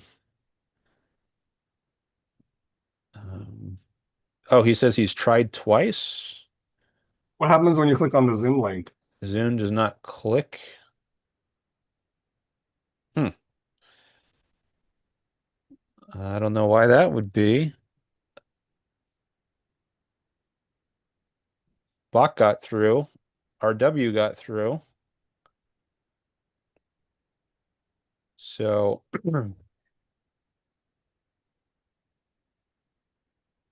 you could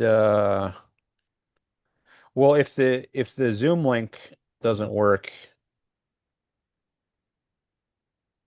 then you can try the phone number and call into Zoom.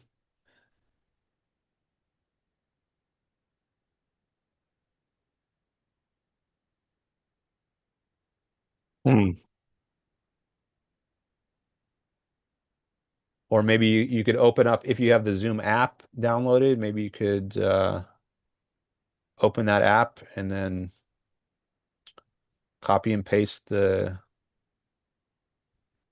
meeting ID into the Zoom app.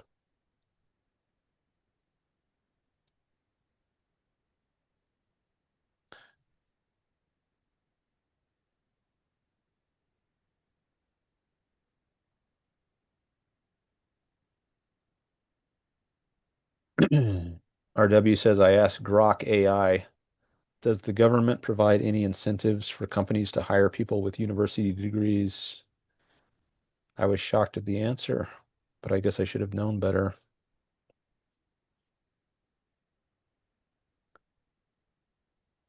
Jason says, I am working the app, getting flustered moment for a moment, maybe he means. Okay. Looks like evolutionary and Wade are going back and forth over something. I'll have to jump before 3, but I'm here. Okay.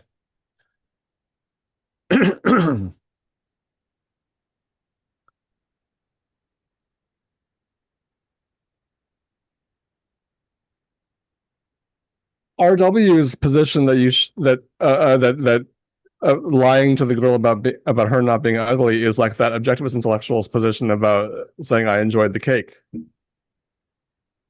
Maybe. Oh, so maybe RW and I don't agree on that example, at least. On that example, at least, yeah.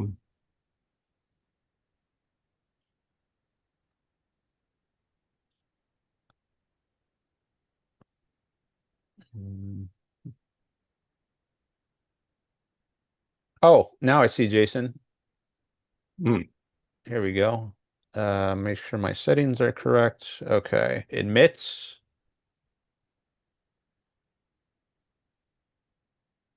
And any moment. Oh, okay. Oh, that's interesting. It showed first it just showed his name and I hit admit, and now it shows his mask number. It doesn't show the full number. So I wonder if he called in on 2 separate lines or something. Anyways, I'm going to if I admit this number, Jason, maybe you're going to be here in 2 different windows. I'm going to do that actually. I can X one out in a second, but yeah, we got 4 different boxes now. Okay, so Zoom finally did open. Okay, Let me close that. The one I hear you on now is the one you called in with your phone number, which is partly masked. But I don't know if it matters. Do you have a preference on whether you participate via that one, your phone, or the other one that you're the Zoom link without your All phone right, number? let's use the phone. The phone one? Okay. Then I'm going closing to that also means you're not going to be able to do video. I don't know if you want to do video, but if you did want to do video, it would have to be the other one. Next time. Next time? Okay. I guess what happened, it took a long time for it to download, and then it finally opened up. I was incorrect. I put the dumb number in there twice because you have the phone number, and then you have a number at the very bottom, and I need the number in the middle. And I'm sitting there anxiously trying to call you, and I put the wrong one in. So that's on me. Oh. And I think the Zoom. Oh, maybe it was. Did you call the Google Voice number? Whatever the phone number is, and then it wants a meeting number, and then there's a number below that in the message up top, and I'm typing in the wrong one. Yeah, sorry if that's confusing. I have a call screen number. Okay. I put a call screen number, which is it's a Google Voice number, and I use that for people who I have no idea who they are. But yeah, the if you call the first number, then that'll get you right into the Zoom stream. That's the 669 number, which is I guess that's the one you called. But by the way, anyways, Mark is asking if you're taking another Zoom call. So if you're maybe later, Mark. I want to see what Jason has to say first. Although I did want to take a short break, and Bach can talk to Jason while I'm taking a few minutes break. And you might want to just admit him if Mark wants to join, then I'll kind of until you come back. I think I'm going to hold off for now on Mark's call. Maybe I don't know what Mark wants to talk about. Mark, maybe you could indicate that in the chat. And I guess if it's relevant to the topic we're talking about now, then maybe I could bring you on now. Otherwise, maybe I'll take your call later. But I'm just going to turn off my mic and camera for a few minutes and take a little break. And Bach, if you want to, you can chat with Jason Yikes. now. So maybe there might be a little overlap if you need to catch me up to speed when I come back on, because I'm going to be jumping midstream into the discussion. But you can talk now. Oh, Right. Mark Thomas says he's entered the waiting room. Maybe I'll admit you later, but could you tell me in the YouTube chat or the Zoom chat, if you can, Mark, what topic you're interested in discussing, and then that'll help me decide when to take your call. All right. Did you say So, sure thanks? Sure. Oh, I don't know. okay, go ahead, Bach. What? It's just I'm gonna turn off my mic and camera for a few minutes, but you can engage with the chat or with Jason while I'm taking a little break if you Okay. want. Yeah. I'll be simple. Can you hear me? Yes. All right. Yeah, I'm getting better at speaking. No, I went to a private school. I went to DeVry. I got my bachelor's of computer information systems, and I worked hard for that. And I feel like you shouldn't lie. It's very simple on that issue. Somebody wants you to have a Bachelor of Science and have gone through the process. That's what you should do. Oh, are you talking about lying about having a degree? Well, I'll mention that. I can also talk about the gap too, but Yeah, I guess I had enough. Okay, I guess I had enough foresight to say that I'm going to work for a startup company, and even though that startup company maybe made very little money, I was able to put that on my resume, and that's what I would do. But I wouldn't lie. I would say I needed a sabbatical, but I've worked over in Europe, so maybe it's a little bit more casual than here. Wait, where are you? I had worked in Europe before I semi-retired. But what if you're taking the case of a guy who hasn't been able to find work, learns that friends are lying, saying they don't have a gap in order to get through the AI screener to be considered for interviewing? Is it moral for him? Yeah. Yeah, if he can figure out a way to get through that screener with some version of truth, that I don't know how you would rationalize it. You could always, it is rationalizing, but I would be okay, I guess, with doing that. So if I told you a no position, I guess I can't. I didn't understand the full context of the question, but are you a no? Does that make me a no? Yeah. You can go ahead and lie to get through the screening. You can lie to get through the screening, sure, if that's the context. At least to get that far. It's moral for him to lie to get through the screening. Yeah, I can see it. Damn, I thought you were reading it. Okay, so I'll be interesting to see what. I'm sorry. Did you? Okay, so you're on the lie side. Yeah, I would be okay to lie to get through AI screening. Yeah. But when he took that other position about the degree and making the case that education to there, well, I went to a private school. It's pretty simple to me.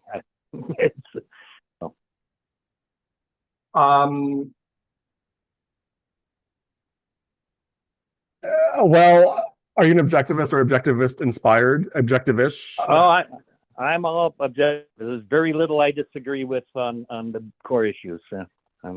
But you're straight up Trumper objectivist. But you're straight up supporting lying on the resume. Yeah.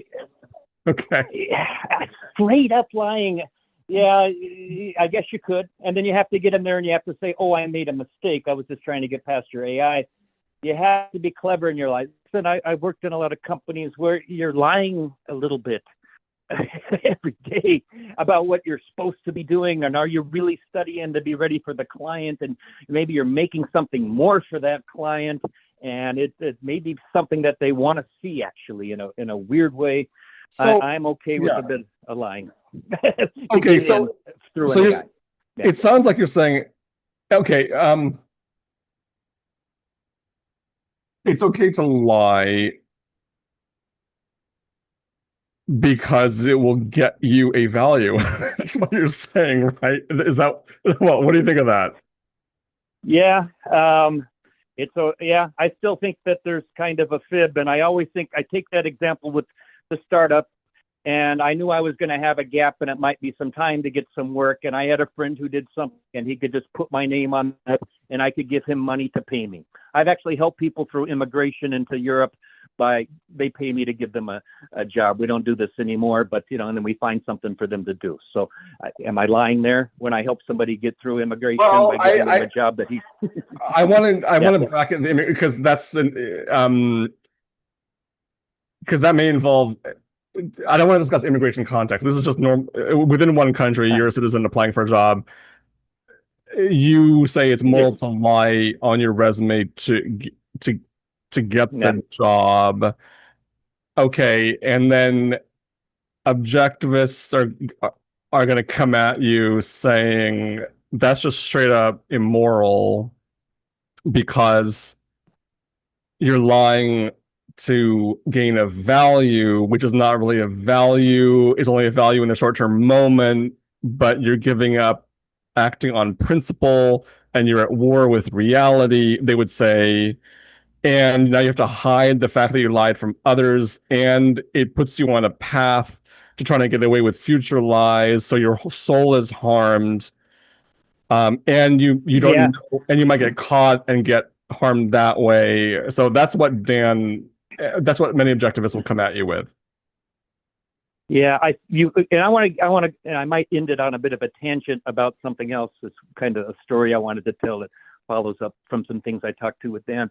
But I would back out of that lie and make it a positive before I submitted any certified documents that said I worked these things and that I mean, it have to be a context. You go ahead. So are you saying that, you support lying and you would lie, but you would require of yourself that you would add another lie after that? Sorry. Not another lie, because RW said two lies. I'm wondering what he means by two lies. But you said you would lie, but require of yourself that you would later say that you were lying. Yeah, I think the word is spin. I spin it into a positive. Is that oh gosh, golly, I was confused. People are lying all the time, I guess, and I'm okay to lie to get to this point. Oh, I was confused, but I had to get, and I want you to know the truth about me. I'm hardworking, and then you get hired or you don't get hired. RW, I'll see if I ask him that, but first, is it moral for someone to just lie on their resume about the gap and then just not ever admit the lie later on? And then if he gets a job, he gets a job, and then just sails into the sunlight happy. Yeah, you're going to live with maybe being caught, but if you know that you're not going to be caught, then I guess you're rationalizing this as other people do it. I don't know what kind of job you would really want if you really need it. There's all these things that Dan will point out. Software engineer? Okay. Yeah, and a lot of software engineers self-taught. I get it. And I just want to tell a quick little story, and then I can, maybe Dan will get back. I'm back. That when I lived out in the Emirates, I had to go through, all the papers had to be documented. So my Bachelor of Science had to go through about, it's stamped by the Register, the Arizona Secretary of State, and the Department of State. These were the official documents that were attached onto my transcripts to work in the Arab Emirates as a business analyst for a large investment company. And I just submitted it. I don't know, it was required. And the only funny thing is, and I want to be clear, I don't care who's president, but when Obama came out and said he submitted that first birth certificate for about a year, I thought that was really wrong, that he should certify. Just based on my personal experience having a job, that you should give the one, not the one that could have been made in the 70s, but the one that was made in the 60s. And again, I don't care who. There's been enough out there to think that he might have been the first Kenyan. He might have been. No, he's not. And I don't care who's president based on nationality. But I think he should have come forward with that. But because I had to. in my case. And I know that's rare and it's unique, but that was kind of my argument, that just show what's required. I've had to show more in my time for a less important job. Again, I don't believe it's Sorry, necessary. I have to leave abruptly, but so sorry, I have to leave. But I'll let's talk and I'll be back. I mean, let's keep doing it in the future. Okay. Sorry. Thanks. Yeah, Thanks for no coming by, worries. Bach. Thank you. Thank you. Bye-bye. Yeah. No, I admit that was a tangent to kind of to turn it into something else. But and yeah, I can wrap it up if you want to continue on the topic. I understand that. All right. So I came back in the middle of Jason saying something, and Bach had to go. For anyone who's just listening to this later. So I was gone for a few minutes. I didn't hear the last, I don't know, 5 or so minutes. Oh, I see Marc is still in the waiting room. Jason, could you give me just like maybe a 30-second summary of the conversation when I was gone? yeah. The relevant parts of the conversation is that I didn't understand you were trying to get past an AI.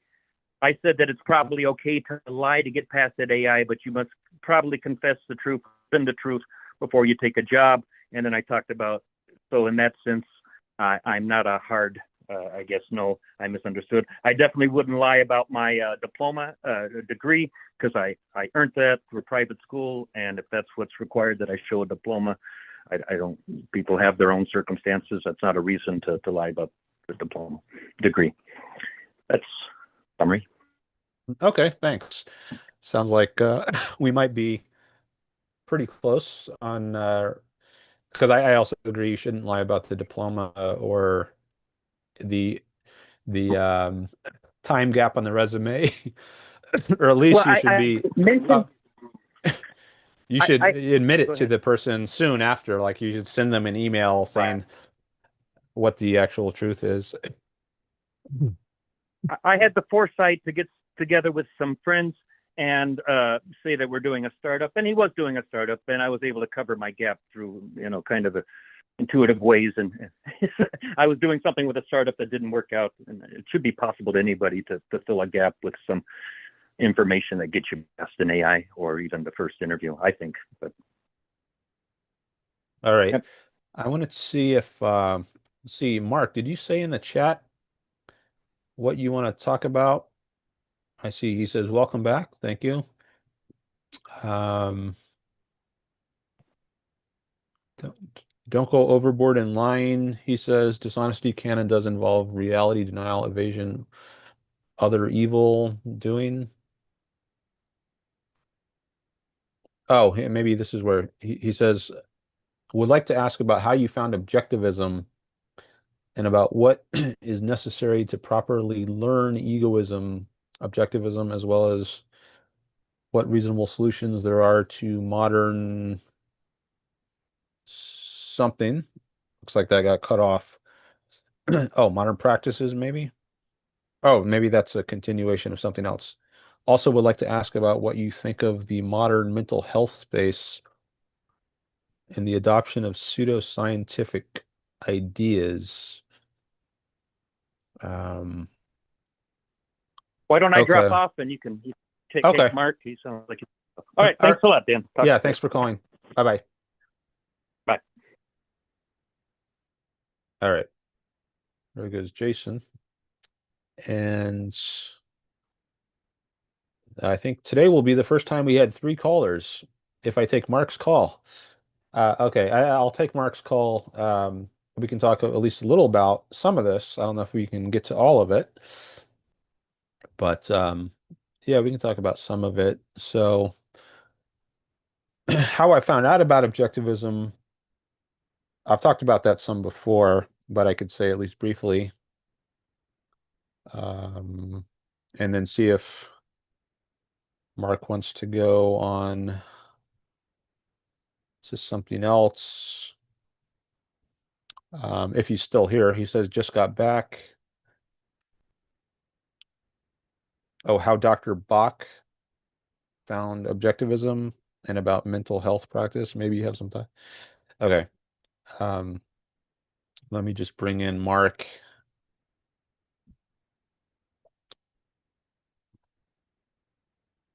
Okay, I admitted him, and I've got to ask him to unmute. All right. There we God, I'm go. on. Glad to be back. Hey, Marc, welcome back. So you Yeah, had glad to be back. two, The third, looks, third, yeah, third you said call? third caller of the day. Yeah, third caller of the day, I think, and also maybe your third call. I don't remember, but yeah, it's nice to get to a new threshold there. Three callers in one day. It's a new first or a Woohoo! Hopefully, the first. first of many record-breaking records. Yes. For sure. Yeah. So you had it looks like two or three different topics. So at your first question about how I found objectivism, my brother, he recommended that I read Ayn Rand's book Philosophy Who Needs It. This was back when I was in high school, and I took his recommendation and I read it right after high school, like that summer between high school and college is when I first read Ayn Rand, starting with Philosophy Who Needs It, and then I read all her nonfiction and first before I read the fiction. And then you say, what is necessary to properly learn egoism, objectivism, as well as about what reasonable solutions there are to something, modern something. I think it got cut off Well, there. I think it was like modern problems that come Okay. about through the kind of what could be seen as the rather um disordered and rights social order that's kind of come about through the essentially the reversal of values that because um majority of human beings don't have a proper understanding of reality. They're kind of going about values that are essentially kind of backwards. And obviously there's kind of a limit to like kind of how one can educate someone who doesn't want, like, essentially you can lead a horse to water, but you can't make him drink. But I'd want to your thoughts on um, what might be necessary first to properly learn these principles for ourselves, and as well as to kind of learn objectivism, learn egoism, and then how we might go about educating others, so to speak. And this is something you probably talked at length, but if you'd be interested in sharing some more thoughts on top, I'd appreciate it. And more, probably a little Yeah. less on the, um, yeah. Okay. Yeah. Well, the first part, when you mentioned egoism, that was reminding me of something I was discussing earlier in this live stream about with Bach, Dr. Bach Ho, about induction. So I think to really learn something, I guess, as in the best way possible, is to learn it inductively, which by which I mean you get it from direct observation of the facts, as opposed to you just read about it in a book somewhere. Like, for instance, how do you learn objectivism? Well, one way is to learn it the way Ayn Rand learned it. She didn't have Atlas Shrugged to read, right? It wasn't written yet. So she had to come up with the philosophy on her own by observing reality and thinking about what she's observed. That would be to learn it inductively. A different way to learn objectivism, which is how pretty much everybody else other than Ayn Rand learns it, is you read Ayn Rand and you read Atlas Shrugged and you read her nonfiction. And um, that's and I think that's a great thing to do, but I don't think you learn it as well as if you learned it inductively from reality. Um, so when you say properly learn egoism, there's different levels. I mean, these are there's just so much to learn about egoism and about objectivism. And I think a great place to start is to read Ayn Rand, The Work of a Genius. But if you can also supplement that eventually by tying your own observations of reality to the principles of objectivism and get it that way, so that if you imagine like you subtract Ayn Rand from the equation, you could still grasp the principles because you see it yourself now. I think that's the strongest possible way to learn a principle or a philosophy. Um, so that's a little thought on what I would say in response to that. What is necessary to properly learn? There are different levels or degrees at which you could learn something, and if you can eventually get to the point where you see inductively for yourself without the mediation of some other mind or author like Ayn Rand, then I think you've grasped it as best as possible.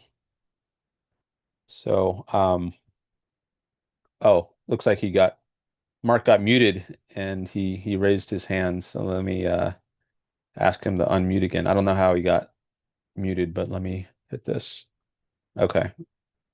Yeah, sure. I'm back. Thanks. So, thanks for that kind of insight. So, as far as like a follow-up point on that is about like whether um, or not there are, as you mentioned, like kind of the importance of inductive reasoning. How can one make is there a wrong way to inductively learn, particularly with learning kind of the laws of reason? Because there are arguments that I've heard that apparently, like, um, they are not self-apparent. That you kind of have to. There is a point at which that you have to make sure you have a proper understanding of formal logic in order to like not make illogical decisions in some which for me, I'm not. I don't think Rand or any made such an argument. There are some others that argue that okay, if you are that at some point that if you will think logic if you don't have some if you don't take some study of like kind of formal logic that if you don't and I want to your thoughts on that as well as on what whether you think that's true. Because for me, I did have one other like about your thoughts on a question on your thoughts on like kind of uh like any particular like kind of social trends that you see as illogical and how they might be countered through kind of rational thinking or not. But for me, I actually have to get off real quick. But I do thank you for Okay. the opportunity to join the show briefly. Sure. Yeah. Thanks for calling in. So I'm just looking at your chat here in Zoom. Are there wrong ways to learn egoism? What if properly learning laws of reason, inductive or not? So you mentioned learning formal logic. So by that maybe you mean the sort of logic you get in a philosophy class, like an intro philosophy class or critical reasoning class. They often teach principles of reasoning. Well, there's different types of reasoning. There's inductive reasoning, there's deductive reasoning, there's abductive reasoning, which I don't know if I could explain that very well because it's a less familiar one. But you learn certain principles like modus ponens. It's a Latin term for a certain type of inference, with the basic structure of which is if P then Q, P therefore Q. In those variables P and Q, they stand for propositions. So we can plug in for these variables like if it rains, then you will get wet. That's the first premise. Second premise, it rains. Conclusion, you will get wet. So that argument has the structure if P then Q, P, therefore Q. And that's a valid inference pattern, meaning that if those premises are true, then the conclusion is true.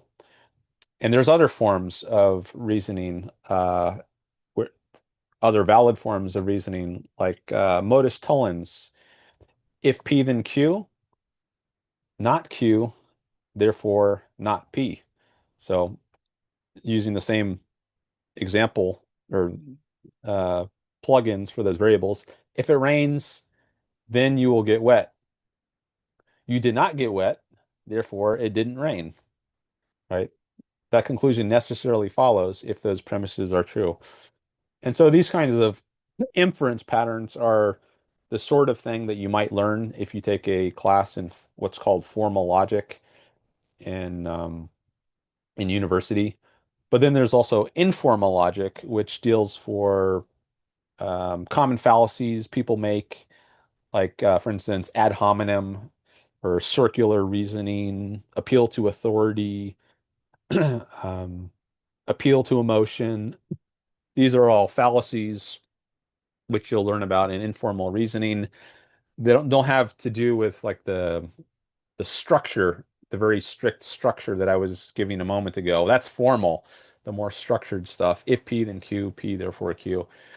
Um, so I don't know that you need to have much, if any, training in formal logic or formal reasoning to be able to think clearly or think well.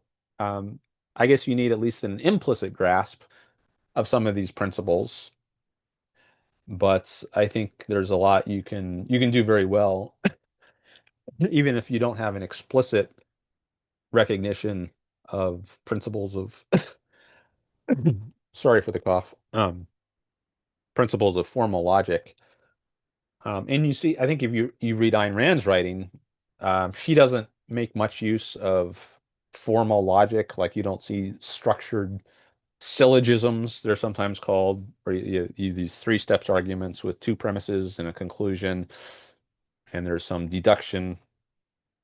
You don't see much. I don't know if you see any of that in Ayn Rand's writing. She's approaches philosophy in a different sort of way. You will see more of this structured, even symbolic kind of reasoning if you read modern academic philosophy.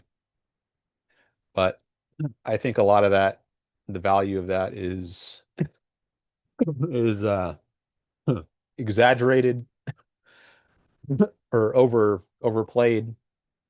I mean, I think Ayn Rand was a genius, and she didn't make much use of that explicitly, at least. Uh, and I think she was somewhat contemptuous of the way modern philosophers reason in many cases. Um, so I don't think you really need much training in formal reasoning or logic to do well as a philosopher or as a student of philosophy. Um, Ayn Rand was a very inductive thinker. Her her her ideas were very connected to the facts. Um, and I think maybe induction should be regarded as having more importance than formal deductive logic when it comes to learning philosophy. So I guess I think you do much better by reading Ayn Rand and observing her example of how to reason than by taking a formal logic class, which is not to say you're not going to gain anything from the latter, but I just think it's not as important as the sort of reasoning, sort of inductive reasoning you can find in Ayn Rand,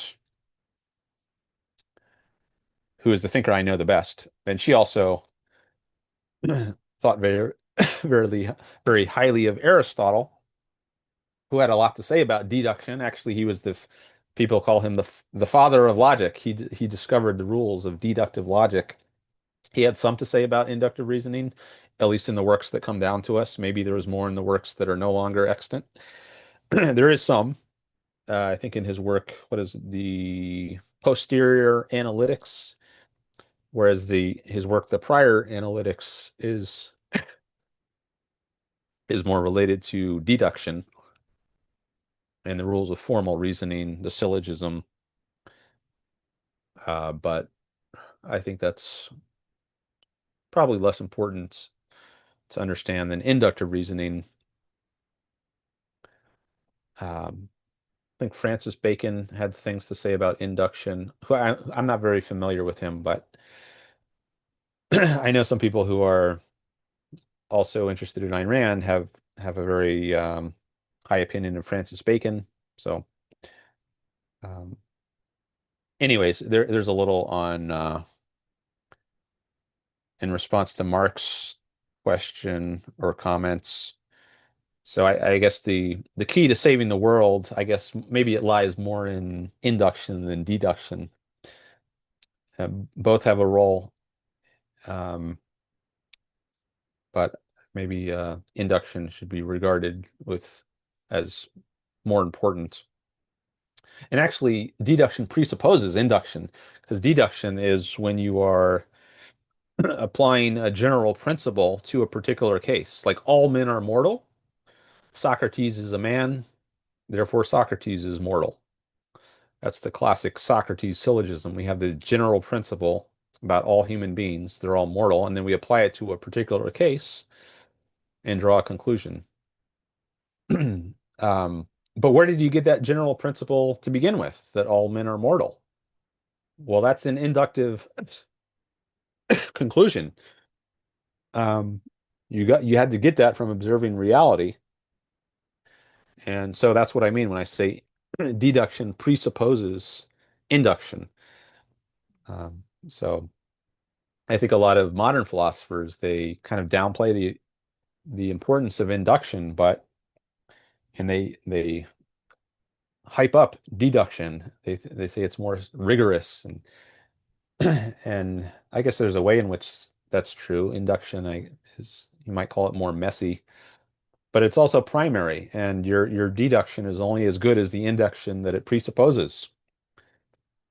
Before you have any principle to deduce from, you first need to arrive at it through induction. All right, so there's a bit on what Marc asked about. So thanks, Marc, for coming on and those questions.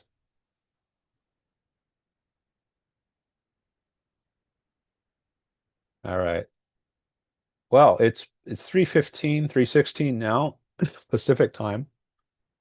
I started at 11:15, so I've been going for about 4 hours. And I think this is a good time to end it. We got through 3 calls. So that was good. All right. Sorry for the cough. But thanks everyone for coming by. I'm going to end the stream, and I appreciate if you liked it, if you give it a like. I appreciate any new subscribers, any shares. Thanks for participating in the chat, and hope to see you again in a future live stream. Wade says, great show. Thanks, Dan. You're welcome, Wade. I appreciate it. Thanks for being here. And I plan to stream again on Wednesday. I don't know what time. Maybe I'll mix the time up again. It had been 1 p.m. Pacific, but I had a good showing today when I started earlier. So maybe I'll do a different time again. Who knows? Maybe I'll even try a different day, mix it up even some more. Thanks, Dudesy. Appreciate that. Thanks for being here. But if you are subscribed, you'll get a notification if you hit that bell. So whatever time I go live, you should get a notification if you are a subscriber. So, all right. Have a good rest of your weekend, everyone. And I will catch you later. Bye-bye.